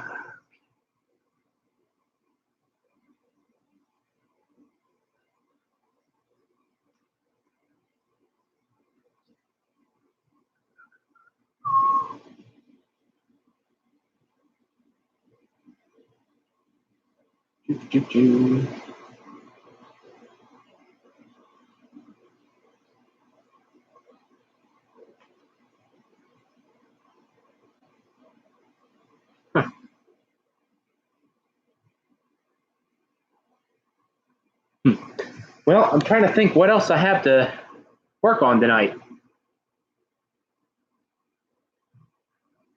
I'm happy I got this going. I'll definitely have to duplicate this setup and get a copper plating bath going.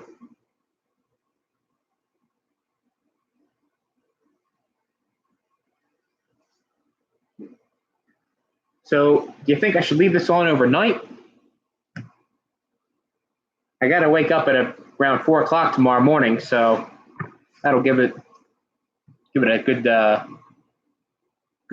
couple hours to plate. That's to work. That's for sure.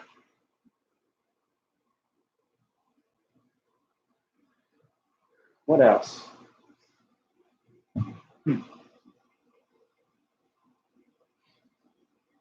No, I can't really think of anything else that's going on right now. I hate to keep talking about the cat, talking you guys' ears off about the cat generator. Hey, Nuke, how you doing? What else? A couple people were asking about the trains up there.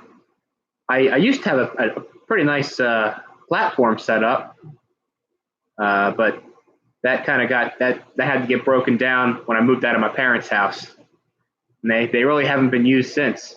I got a pretty decent sized basement here, and I'd like to set something up. The basement is fairly dry, but that's only because I have to keep the dehumidifier running. So I'm not all that concerned about them being down here. I know basement storage is typically not the best for model trains and things like that.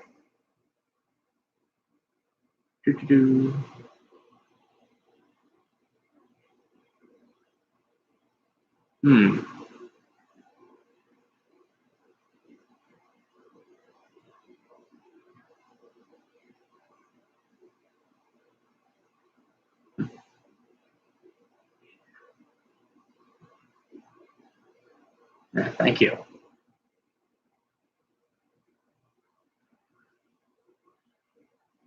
Any gas RCs? Well, I used to have a really basic. I think it was made by Duratrax, like a little gas dune buggy RC car, like one of the entry level or models, and that was fun. I could never quite get it to run right. It was always pretty stubborn.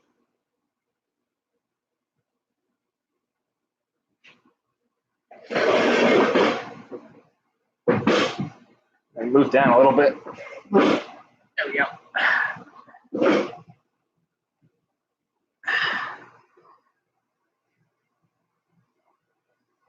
I really like the color of this.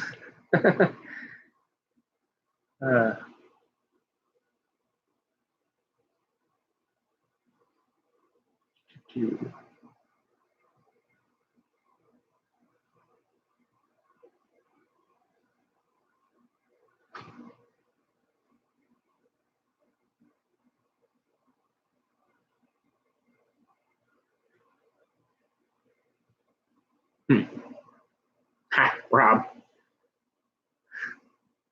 Hey, I learned a lot tonight. It's always fun to play around with this kind of stuff. Yeah, I guess this light above me here is really kind of washing out the color. Is that better? Can you see it? Down in the bottom here, it looks to me it's starting to turn. So something's happening.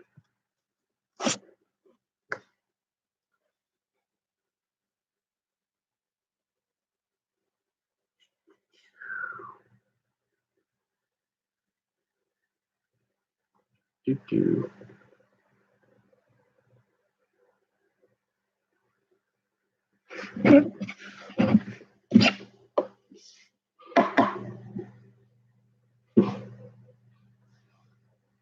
Next engine show. Let's see.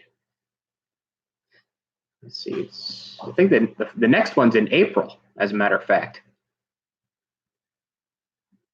Next engine show's in April, probably the third or fourth weekend of April, over at Washington's Crossing State Park in New Jersey.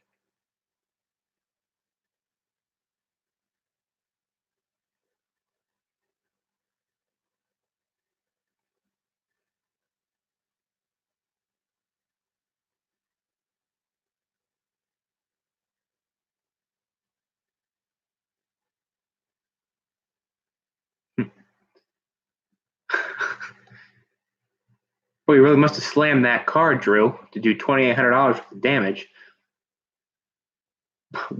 What got damaged? The model RC car, or the car you hit?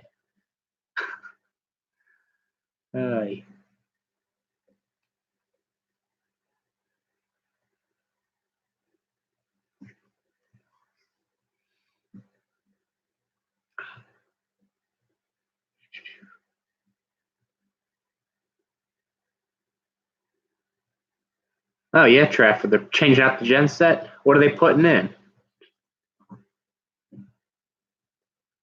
Yeah, I think we'll have Road King's Brown Wall done by April for sure.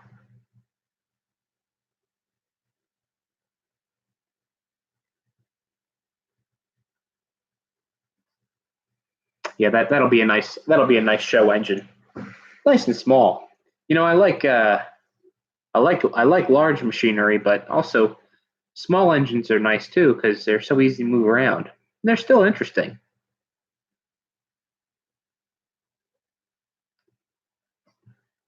I'm just fiddling here with this rheostat. This rheostat I just replaced recently with a new voltage regulator. I had a customer with a 750 kilowatt gen set was given unstable voltage, and there were a lot of things wrong with the unit, and it ended up being the regulator itself was faulty. It was an old Basler KR7 regulator, and this was the remote voltage adjust pot that was up on the control panel.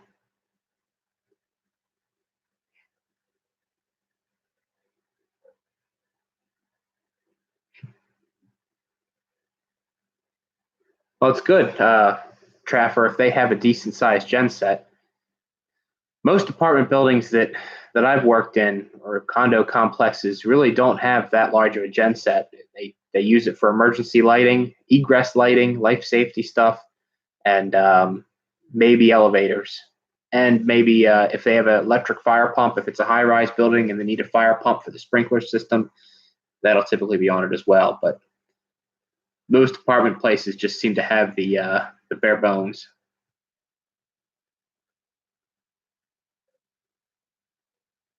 Florida Flywheelers. I don't think I'm going to get down there. That's quite a ride.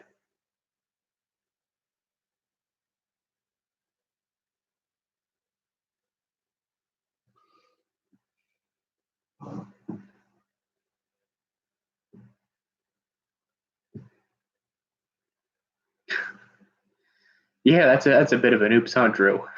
75 miles an hour. Jeez.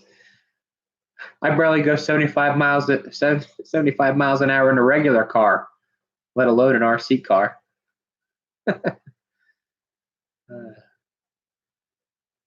yeah, Daryl, that military engine that Road King's working on, that's a pretty interesting machine. I was there when he bought it at Cool Spring. Steven, how you doing? Welcome. Right now we're just sitting here chatting, letting the nickel solution brew.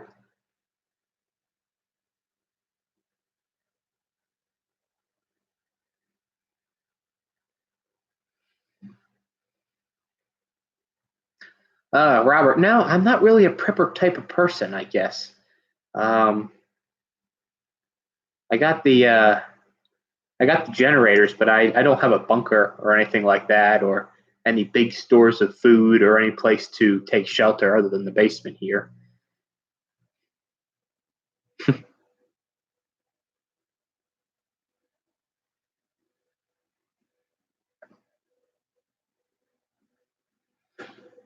Preppers. There's a kind of a what do you call it? There's a bit of a split as far as people being prepared and everything like that. Some people say, well, I want to be prepared for a nuclear attack or a chemical disaster or something along those lines. Other people say they'd rather just see the end there. Don't want to live through it. You know. I don't know what my thoughts are on that. Seems kind of morbid to think about. I try not to think about it. Steve, I'm doing well. Thanks for stopping in.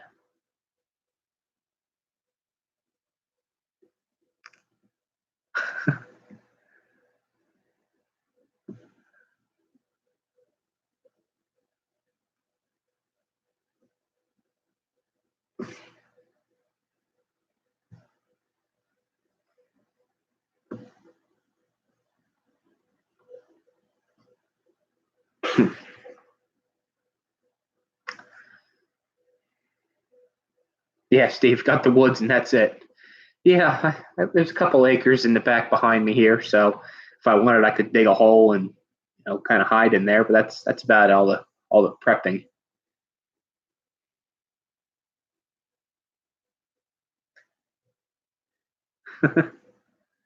The carbon arc lamp, yeah, definitely like the carbon. You see, the carbon arc lamp is not even mine actually. That belongs to my buddy Rob.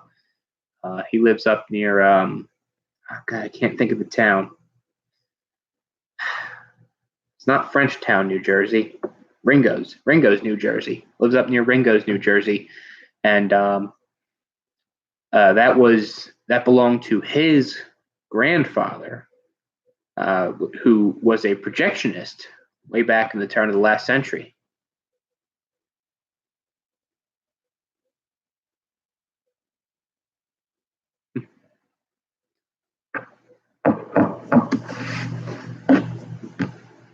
Gonna do a yellow chromate on the zinc. No, no, this is nickel plating. I'm planning here, but I do like that yellow chromate look on hardware and things like that. Daryl, need a bug out bag, huh? Well, I've thought about if you needed to get out of someplace in a hurry, but where would you go? Where am I going to go? I live in New Jersey. It's not like I live out in Wyoming, someplace where there's a place to hide. This is New Jersey, you know. Christ, if I had to bug out, I, where would I go?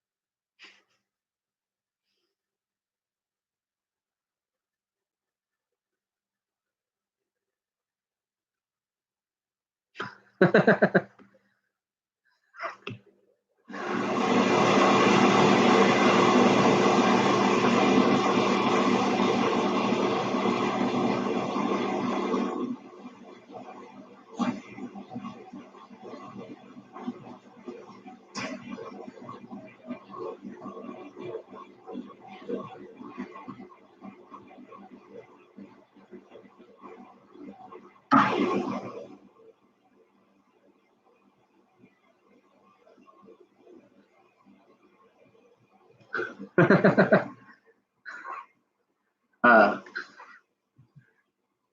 clean dirt. Yeah, that's a good way to put it. Steven, right now I'm not electroplating anything. I'm just trying to build up an electroplating solution for nickel. I'd like to plate some parts on the Caterpillar gen set and on various other little projects just to dress them up. Parts on the cat I'd like to plate would be things like the radiator cap, cast iron radiator cap, maybe the compression release lever, the throttle lever, and the tops for the oil filter housings and the little T handles for the oil filters. I think they would look neat plated. I don't plan on painting or really doing any cosmetic work to the cat.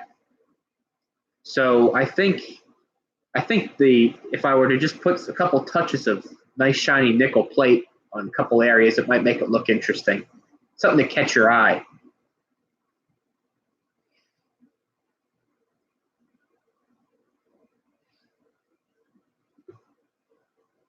Oh, Robert, thank you very much for the compliment there.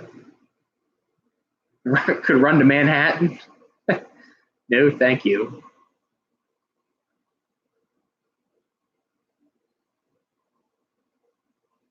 All right.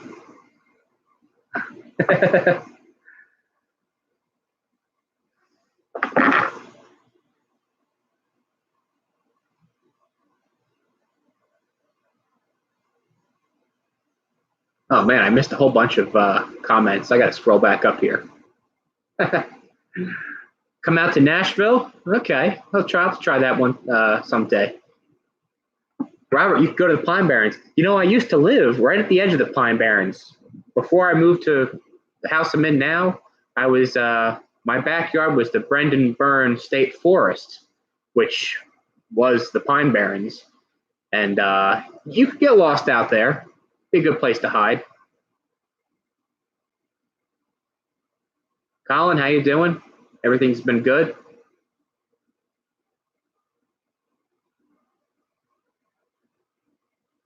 Tom, how you doing? No, I've never had to rewind an armature on a larger generator. Never had a burnt up one.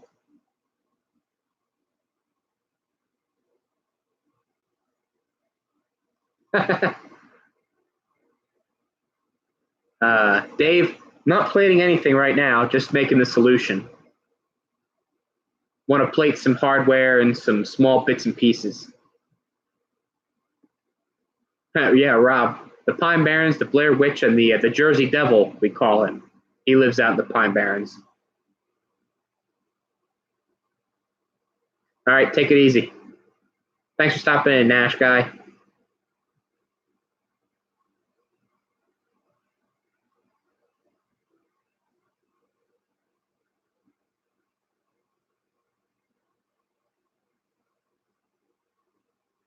Yeah, David, that's kind of the way I am. So prepping is good for certain things, but you know, I don't really see too much the point of prepping for the apocalypse or some severe cataclysm. Pretty much for me, keep the gas tank full in the truck, and that's about as much prepping as I do. For things like storms and whatnot, I got the generators. We got food in the house.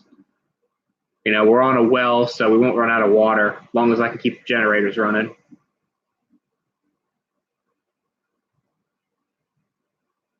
Yeah, Trapper, I'm definitely going to do that. Somebody brought that up earlier. So the parts that I plate, I am going to do copper, plate and copper, and then nickel. I didn't think about that at first. So this really shouldn't have been the first step. I should have started with copper. So this will have to kind of get pushed aside, and I'll have to get another jar and some more vinegar and try this again with some copper, make up a copper solution first.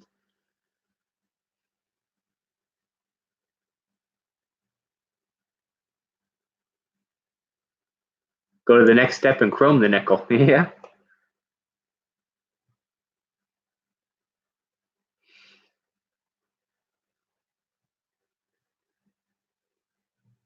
Yeah, I don't know about chrome. nickel is more historic in my opinion. Chrome, when did chrome plating really become popular? Was that in the 40s and the 50s and the 60s? That's when chrome really kind of took off. But nickel plating, that's much earlier than the chrome. And again, I don't think I'm going to get professional nickel or chrome plating results here. If I can give the metal a bright finish that won't rust and I don't have to worry about it keeping it polished, that's all I'm really going for here. A bit more classy than painted silver.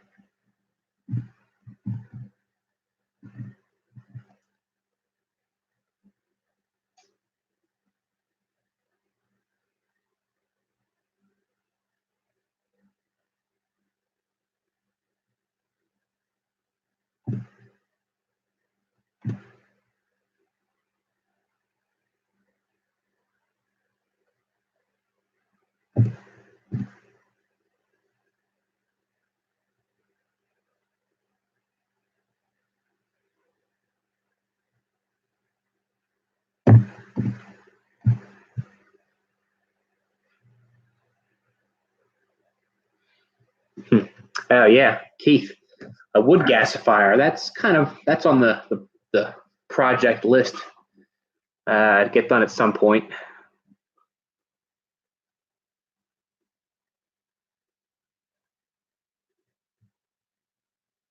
Elmer, you're in the Marines. Wow, it's pretty impressive.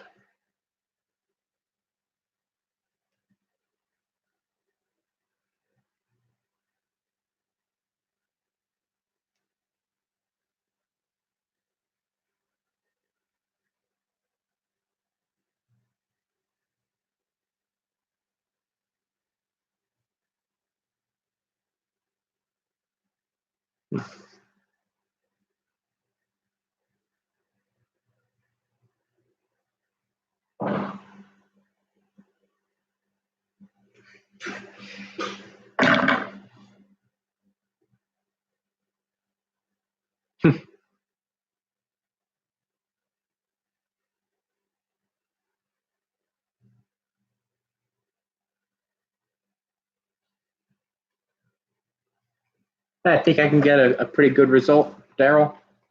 I'd like to see something decent. I guess it's all in the prep work, really, with this.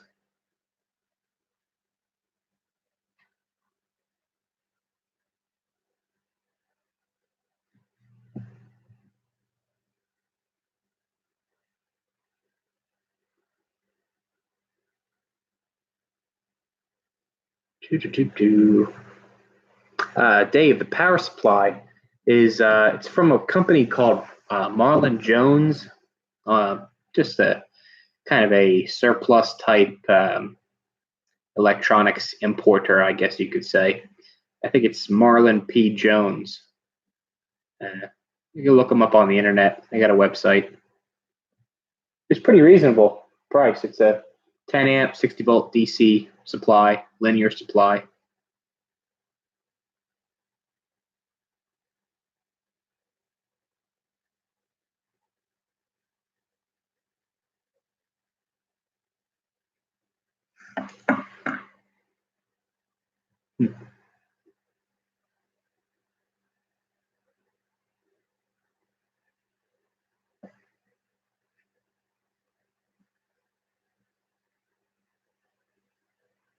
The scaling, yeah. You know, it's funny. I had I kind of the grand idea to plate the valve covers on the cat, but like you said, scaling is where it might get complicated. And I mean, the valve covers are 2 feet long, maybe 5 inches tall, 6 inches wide. They're fairly large, so that would require a pretty big plating setup. But at least they're stamped steel. They're not cast, so that would probably make it a bit easier. But I think that would kind of be a little bit over the top, having so much of that, having so much surface area be plated.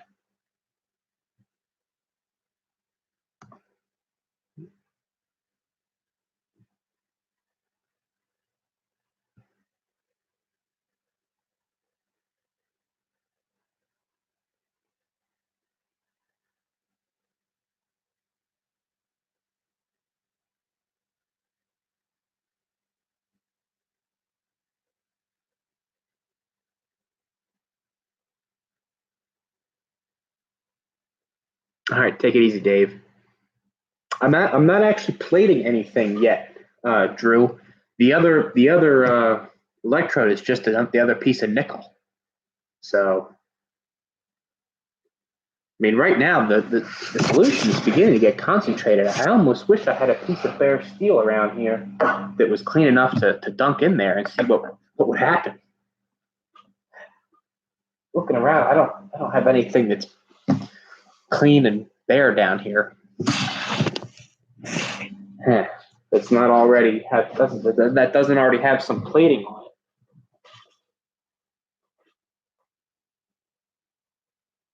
I guess I could try plating a piece of copper wire, but again, I don't know. I hate to contaminate the solution.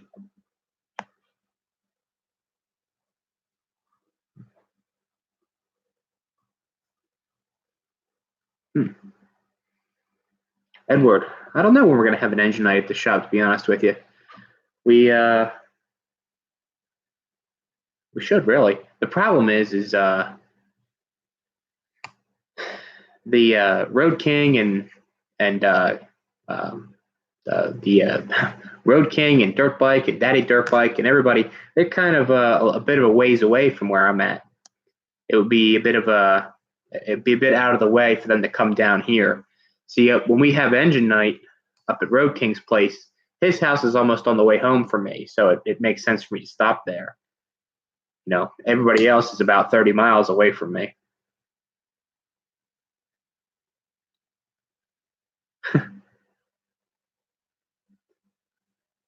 Well, Drew, this is about the only thing I have that I would consider clean enough to plate.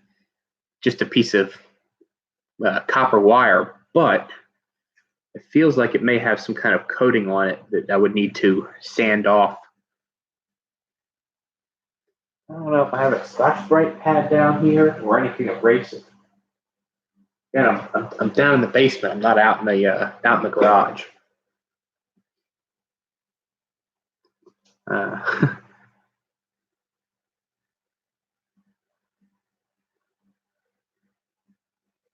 what's the difference between an engine and a motor? I don't know. Is that a trick question?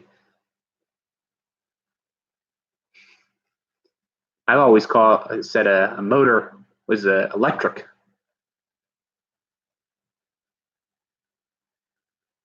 And an engine is mechanical, or I guess a motor is electromechanical.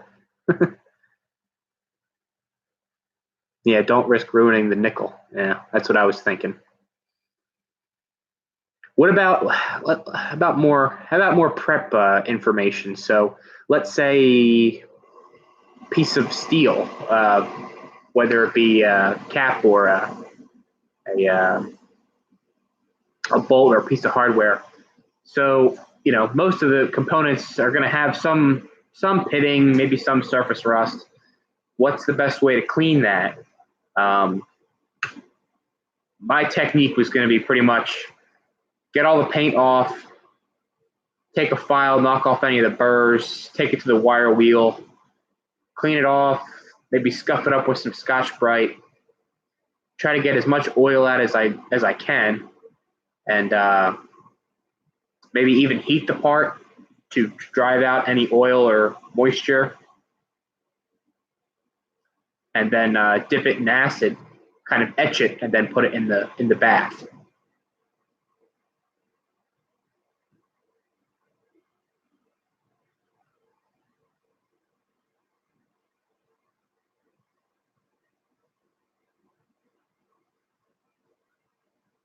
Clean with electrolysis, yeah. Hydrochloric, yeah. So muriatic acid, hydrochloric acid, be good enough. Electrolysis, yeah. Yeah, it's really starting to turn the color now. Can you see that? Still pushing 2 amps through it.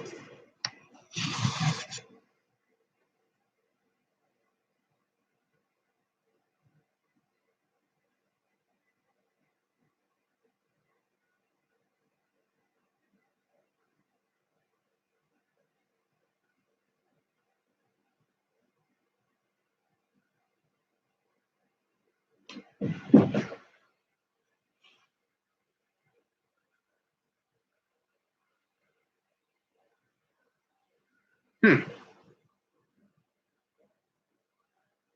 Elmer, an engine runs off power produced within itself, and a motor needs outside power. Hmm. Is that a technical definition? Seems reasonable enough. Old school repair shop? I don't know. We've been doing a lot this evening. How you doing? Colin, would ever consider doing a shop collection tour? Yeah, I would have no problem doing that. Uh, the only thing with that, I just sometimes I feel like that might be. I don't want to feel too proud, if you know what I mean. I don't want people to think that I'm showing off. You know, even saying that kind of sounds a bit of a jerk. Make me sound a bit of a jerk. But yeah, I have no problem showing everybody around. Got a lot of projects, a lot of things in the works. Keith, what did I use as an electrolyte? Vinegar and salt. Regular 5% vinegar solution.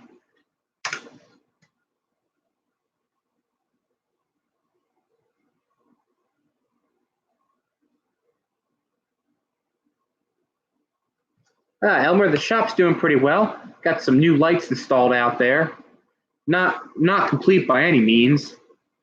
I still haven't gotten my lathe and my milling machine hooked up yet, which is becoming a bit of an inconvenience because I could have used them both a number of times now. So, still in the works.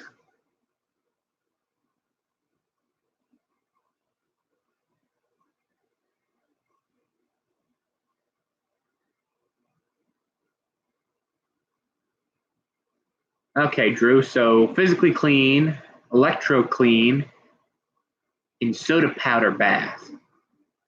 So when you say soda powder, would that be like washing soda that I've heard about? I've heard people using like that Arm & Hammer washing soda for electrolysis for rust removal and things like that.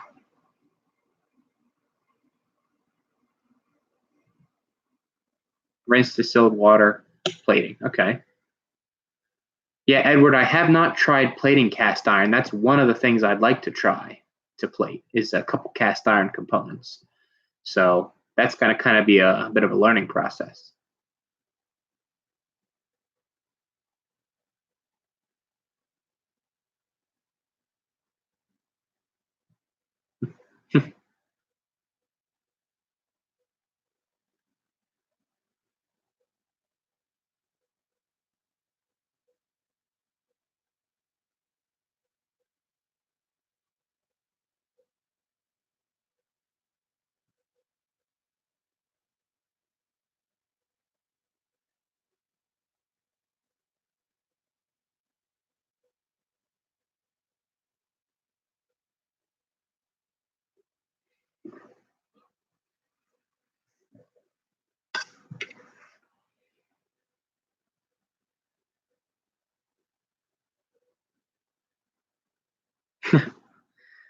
Right, you think this think this thing's getting me stoned, huh? No, I wouldn't say that. I'm always a little bit goofy. Keith, how long before I can plate? I don't know. I mean, the solution looks like it's starting to get a decent color to it, so I would imagine I could be plating right now if I had something to plate. I guess I didn't plan very well for this. Rich. Yeah, I'll do it sometime, Colin. Next time we get a break in the weather out here. It's been rainy this whole week, so looking for maybe some decent weather on Saturday. But I have to work Saturday morning, so I don't know. Maybe I'll take you up on that, Traffer. Daryl, no, I did not pull the cam. I did not. I still need to either make or purchase a deep 2-inch socket for that, and I just haven't gotten around to that. I can't bring myself to pay $40 for a socket, for a 2-inch socket. And I also don't want to cut and modify the one that I have now. So I'm hoping I can borrow one from someone. Yeah, Drew, that Arm & Hammer washing soda is what I was thinking.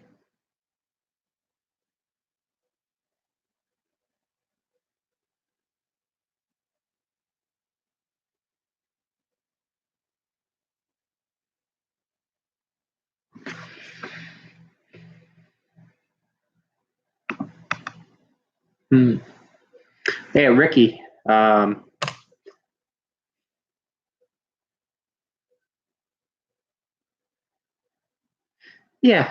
water hose definition for the voltage and current is what's used a lot in teaching, but and it is pretty accurate. Voltage is potential for power. Amps is the physical flow of the energy.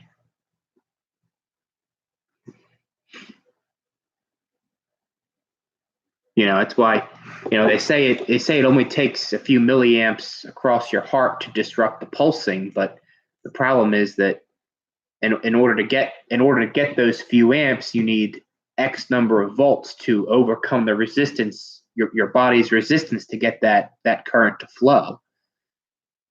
You could grab leads off of a power source that could supply 10,000 amps, but if the voltage potential between the two electrodes is only a volt, you're not going to get any current flow, no amperage flowing through your body because your body's resistance is too high.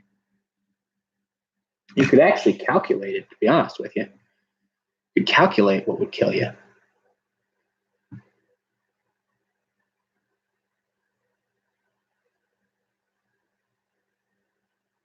Jonah, how you doing? What am I planning to plate? I'd like to plate some bits and pieces for the big cat generator. Things like maybe the throttle lever and the decompression lever, maybe the radiator cap and the oil filter housing caps. Little things like that, just to kind of dress it up. Again, not that I plan on painting it or anything, but I think it would look good with a little bit of gingerbread, I guess you could call it. A little bit of gingerbread on it. That's an 805 Road King term, by the way. Hope it's not copyrighted.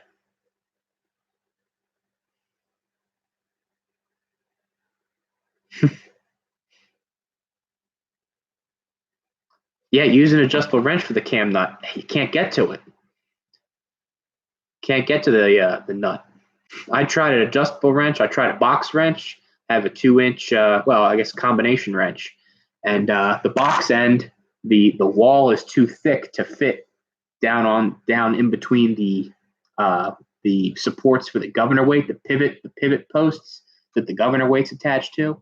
It won't fit down there, and the nose of the camshaft is too long, and it's in the way for me to get the open end of the wrench on the nut. So it's a bit of a pain, but we'll figure it out.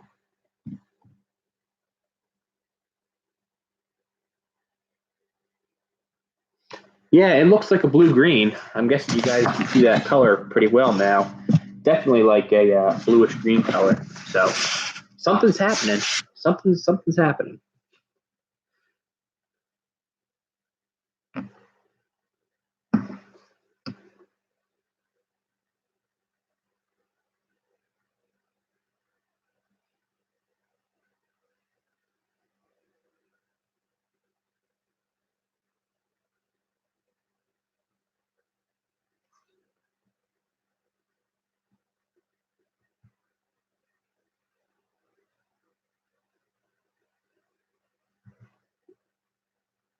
I'm tempted to pull those two pieces of nickel out and take a look at them. I think we'll do that real quick. I mean, geez, it's been going for probably an hour and a half at least at this point.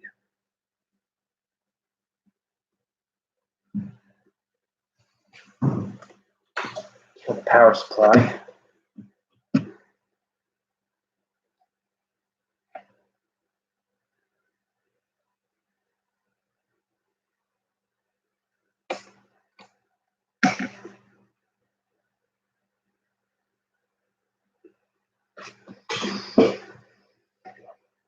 Don't notice any difference on this this plate. This was on the negative, or the negative electrode. So this would be the part that would be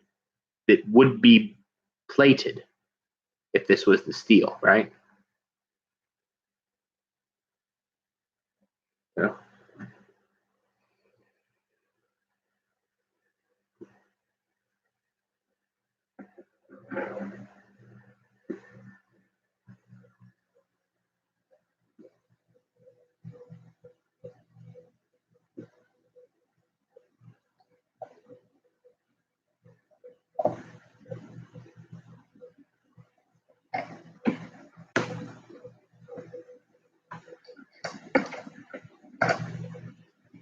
Ah, wow.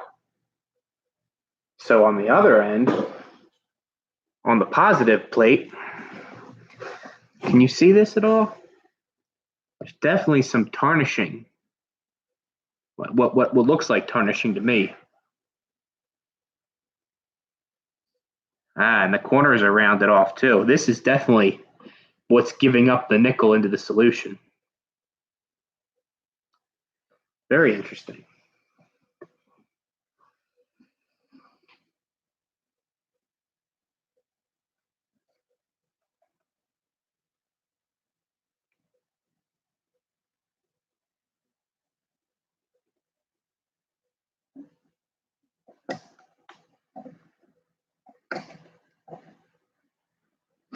All right, well, let's turn it back on.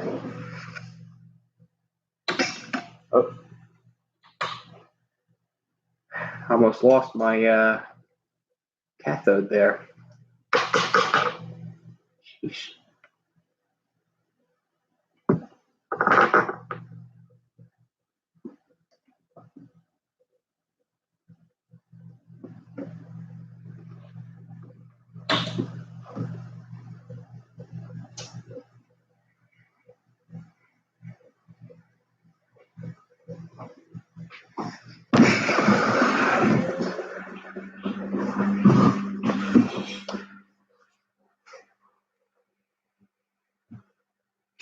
Starting to match my shirt. Yeah.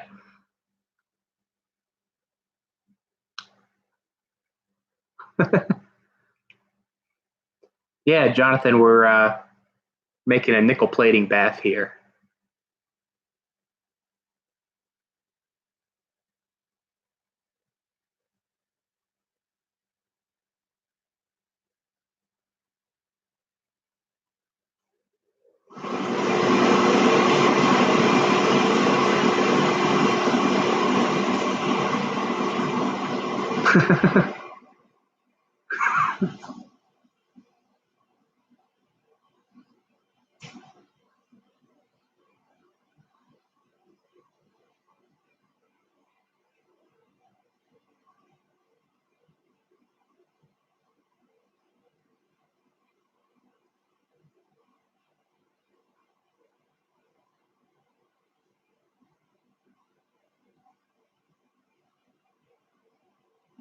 Hook what directly to the part and not the hanger, Daryl?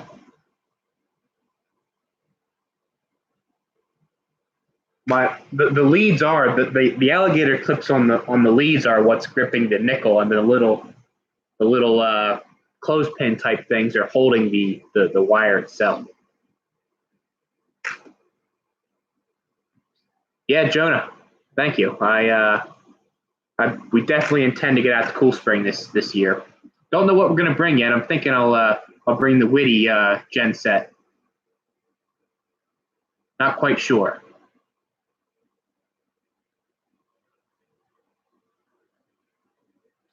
I'd like to bring that one cylinder Fairbanks that oh god, I forget the model off the top of my head. That 10 horse single cylinder.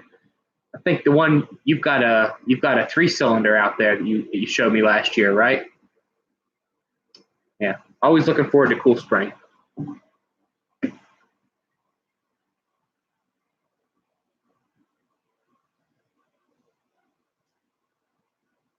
Yeah, Mitzvah, we had the discussion earlier. So the electrons are moving from the negative to the positive, but the nickel is moving from the positive to the negative. So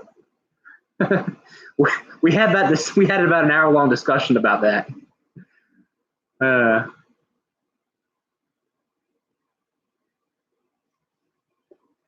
I got vinegar everywhere.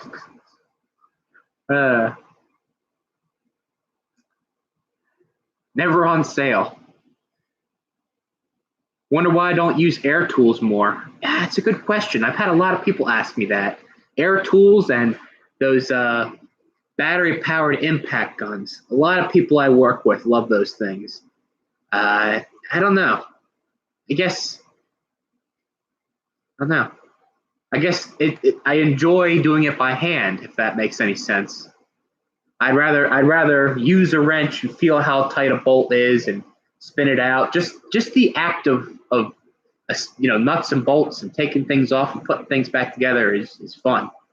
That's why I work in the shop. That's all my projects are on this channel, is really just entertainment for me.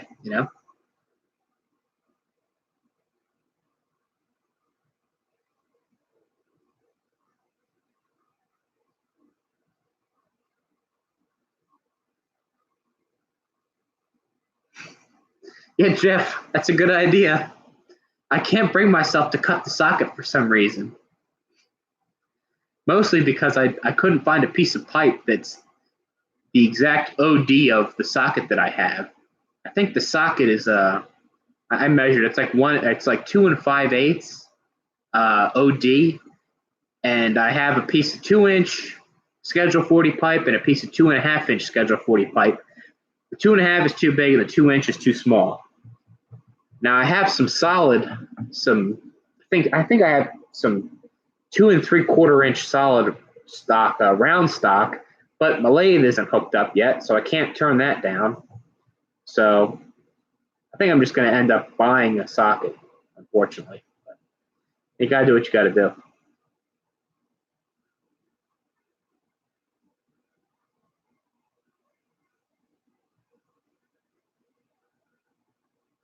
How you doing, CFA? Yeah, the Model's 36, Fairbanks. That's it. Yep, the single-cylinder Model 36. I'd like to bring that out there, get that running and bring that out. It's not hooked up to anything, but I think that would be a cool spring-worthy machine, the baby brother to that 3-cylinder you have out there.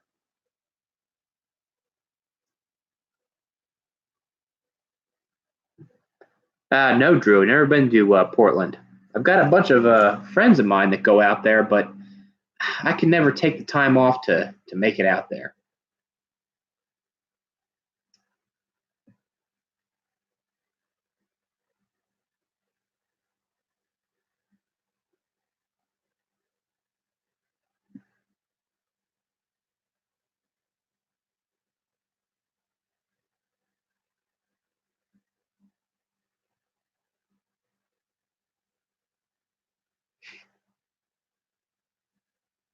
Yeah, I'm not saying I don't like cordless tools. Believe me, cordless drill is great.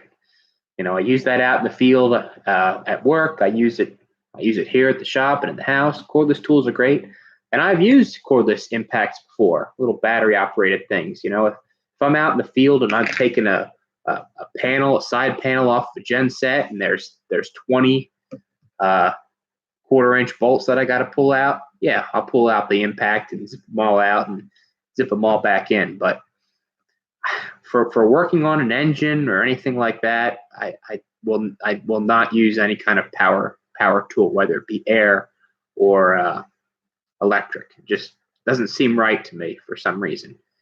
If I'm putting a water pump on an engine, what do you need an air tool to take water pump bolts off for? Or a starter. And God, I don't care how great your super duper lithium ion half-inch drive or whatever impact is. When you got a cylinder head bolt or a nut on a big engine, it's not going to bust that free.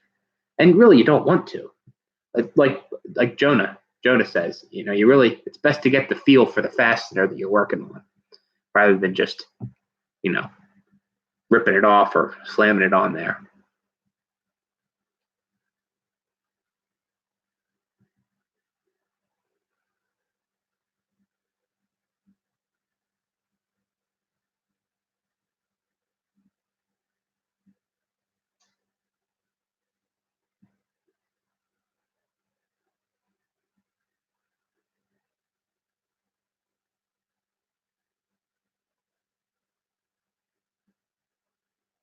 Hey, buddy, how you doing? Buddy Light. I don't know. I don't know when we're gonna get a look at them generators. They're all in the garage now, but haven't had a chance to start looking at them.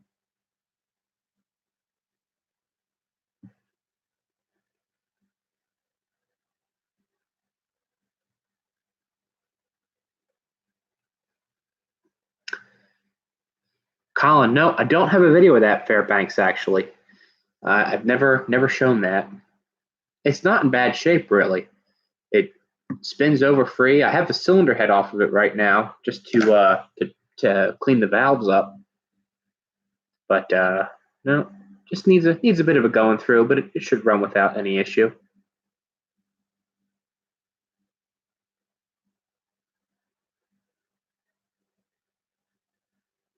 Nah, Jonah, I haven't touched the Vent Severn. I won't lie to you. I haven't touched it.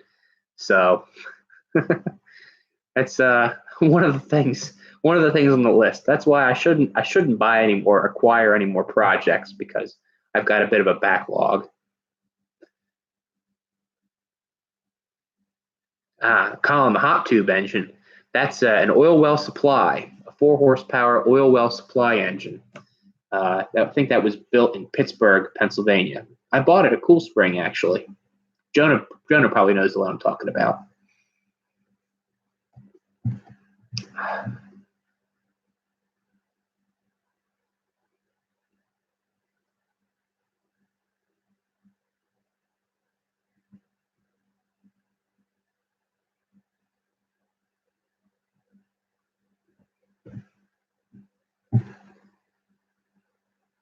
Yeah, I mean air tools. If I'm taking off lug nuts on a vehicle or something like that, yeah, the impact comes out. There's just no reason not to use it. The air impact.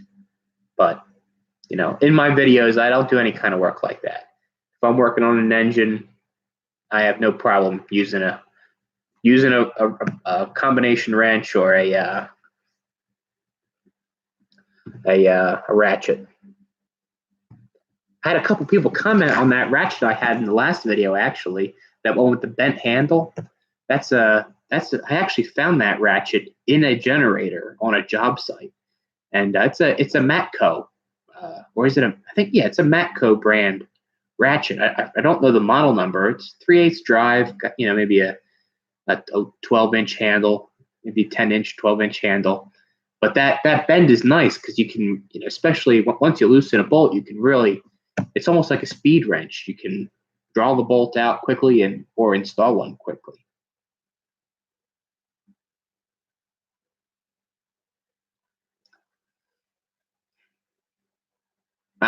Road King, we do need a crank for a Model N. Got to find one. A military grade crankshaft.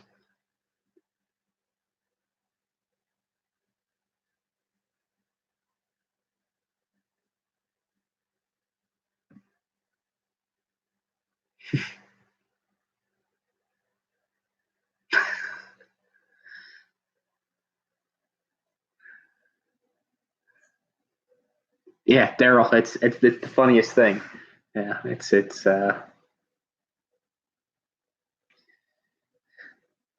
what was the folk tale? Paul Bunyan versus the steam hammer, the steam drill, or something like that? Or am I getting my folk tales uh, confused?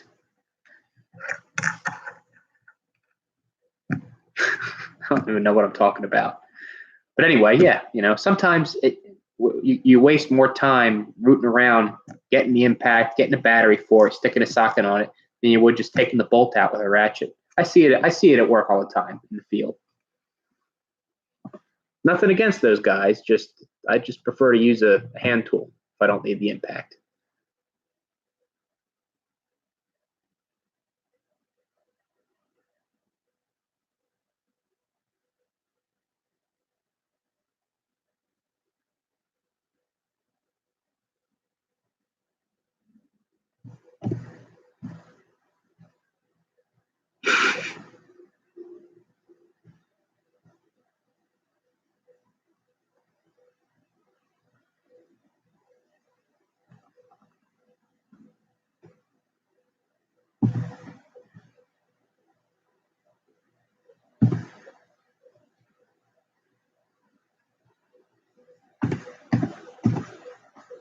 Yeah, Drew.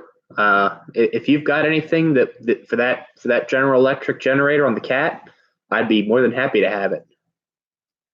Even if I end up not needing it, it'd be good to keep in stock.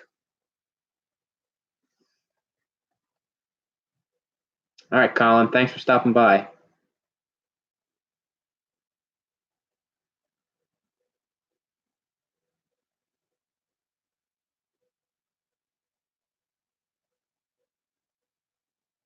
Oh yeah, yeah. Thanks for the correction, Robert. It was John Henry. He was the guy who was against the steam drill. Boy, I guess I'm not a very good American, am I? I don't remember my American folk tales. Oh man.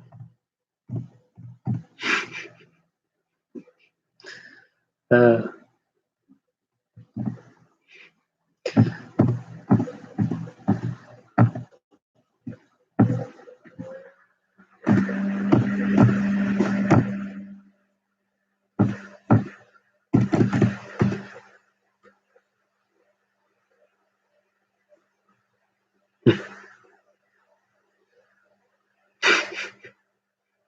oh God, don't start getting political on us, Traffer.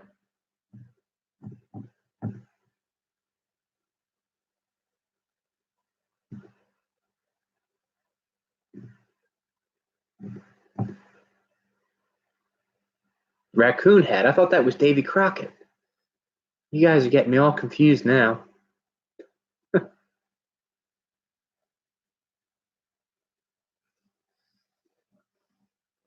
How's that looking? It's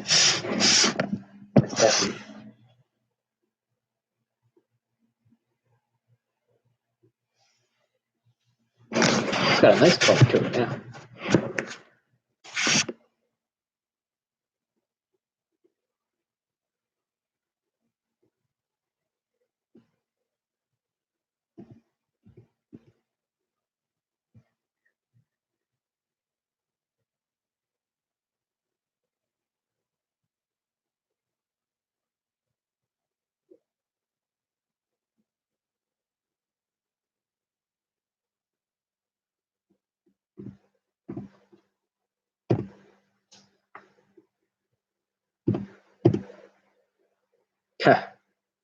Take a sip. I don't know about that.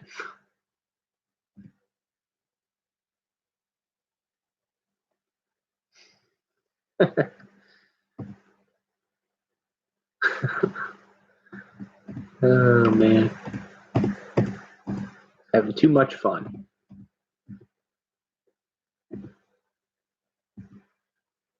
Huh. Yeah, I should have. I should have prepared more for this.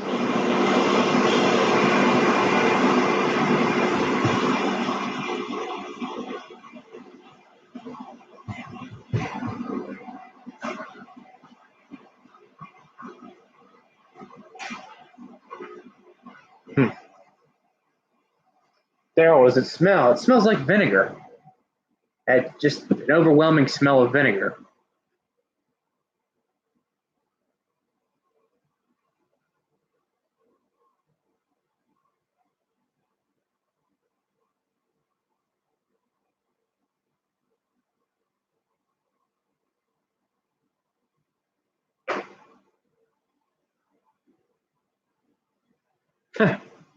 The cops are going to raid me, huh, Mitzvah? I don't know. Big Brother's always watching, don't you know?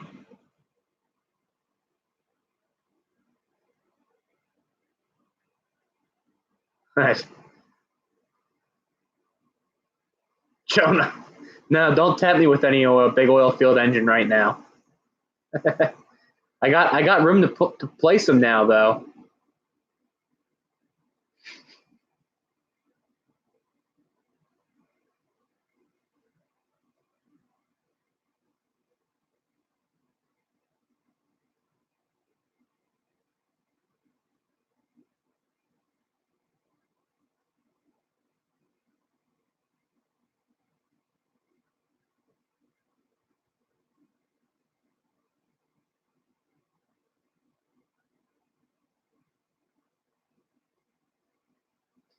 Jonah, I still got to get that big Cummins home.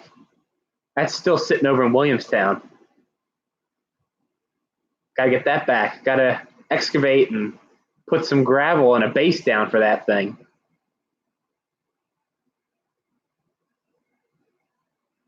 You know, Jonah, haven't talked to you recently.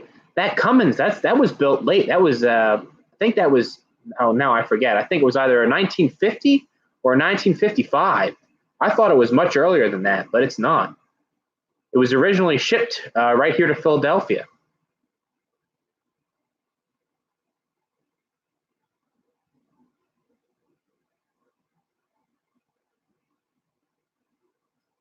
Yeah, Mitchell, I've watched a number of those videos, but you know, I don't want to get I don't want to sound cheap, but I don't really want to spend a lot of money on this project. This is more of a little experiment.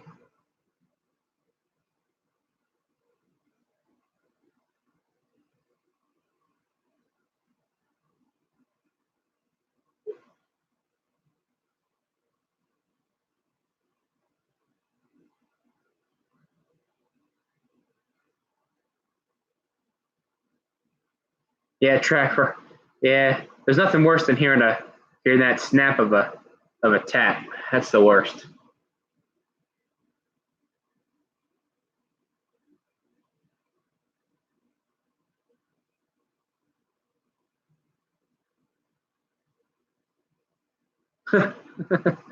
Jonah, I don't know. Reeds are nice, but Bessemer, be nice to have a big Bessemer to go along with the little one, huh?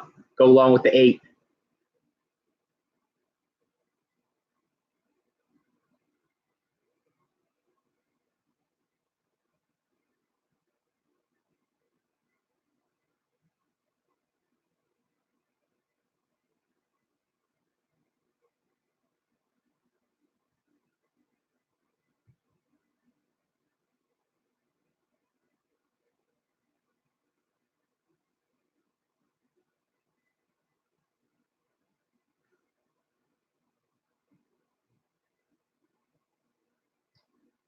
Do, do, do.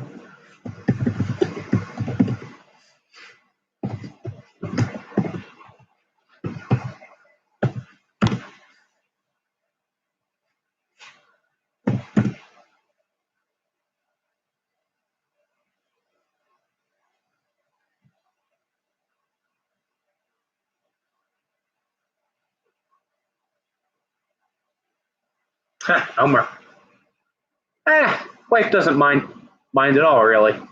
Just as long as the house gets fixed up uh, equally as with the projects, I guess I should say. Like this weekend is working on the basement here, so not going to be getting any work on the Caterpillar done.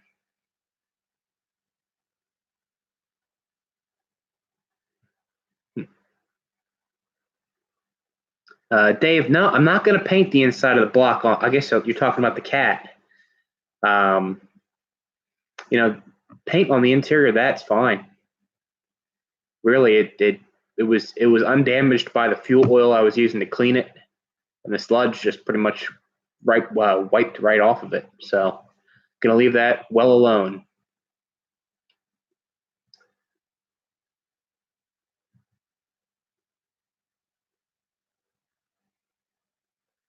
Hmm. Rusty machine shop, huh? What do you got? You got a Cat D1600? That's interesting. Well, these big engines are clunky. You know, they're not like these new high-speed diesels that they sell now.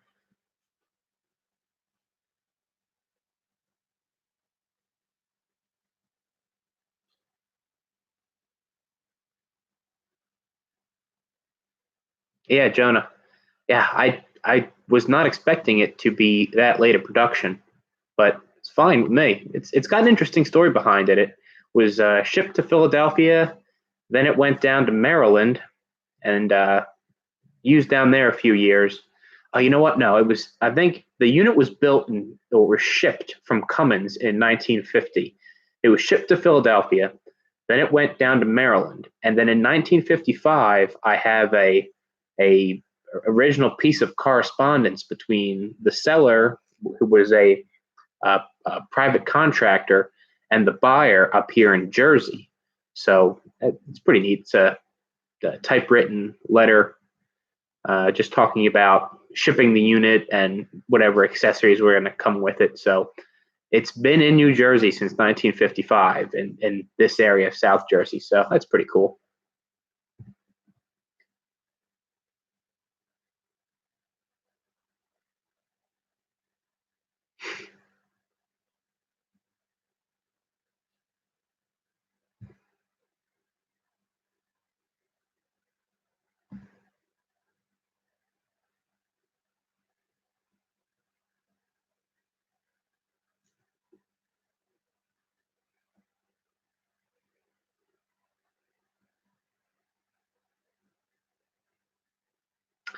Trafford, nope, never experimented with powder coating. Mitzvah, the old D399. I know of a few of them still in service, even a natural gas version of the D399. I know where there's one of them still plugging away.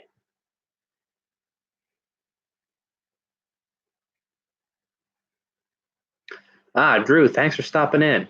Liked having you. Thanks for your advice on the plating. Hopefully, we'll get back soon enough on that. No schedule for the next live stream. Just whenever I get some time, I fire it up.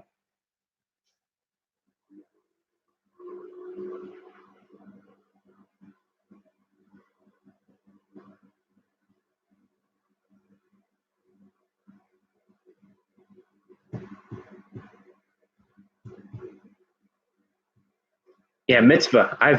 I've looked into those Deltic engines. Pretty fascinating design, I have to say.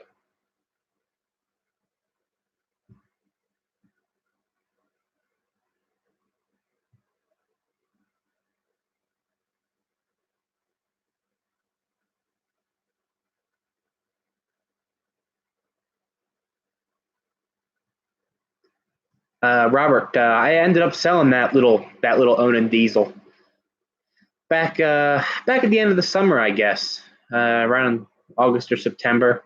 Shortly after I made that video, I put it up on Craigslist and had it sold within a few days. So it was a good running unit. The guy that bought it was going to use it for power in a service truck, just for small things, not for not for an air compressor or a welder or anything, but just a small utility power.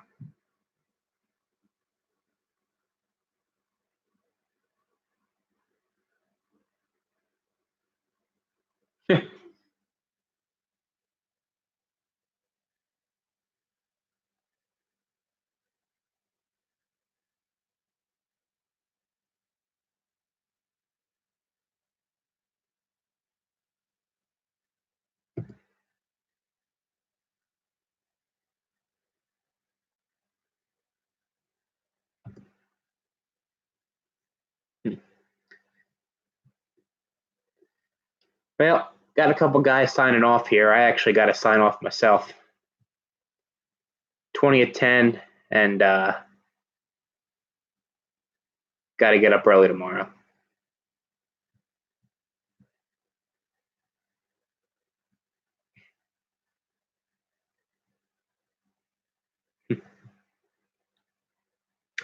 Appreciate everybody stopping by, everybody giving me advice with the electroplating process here and some advice on the light.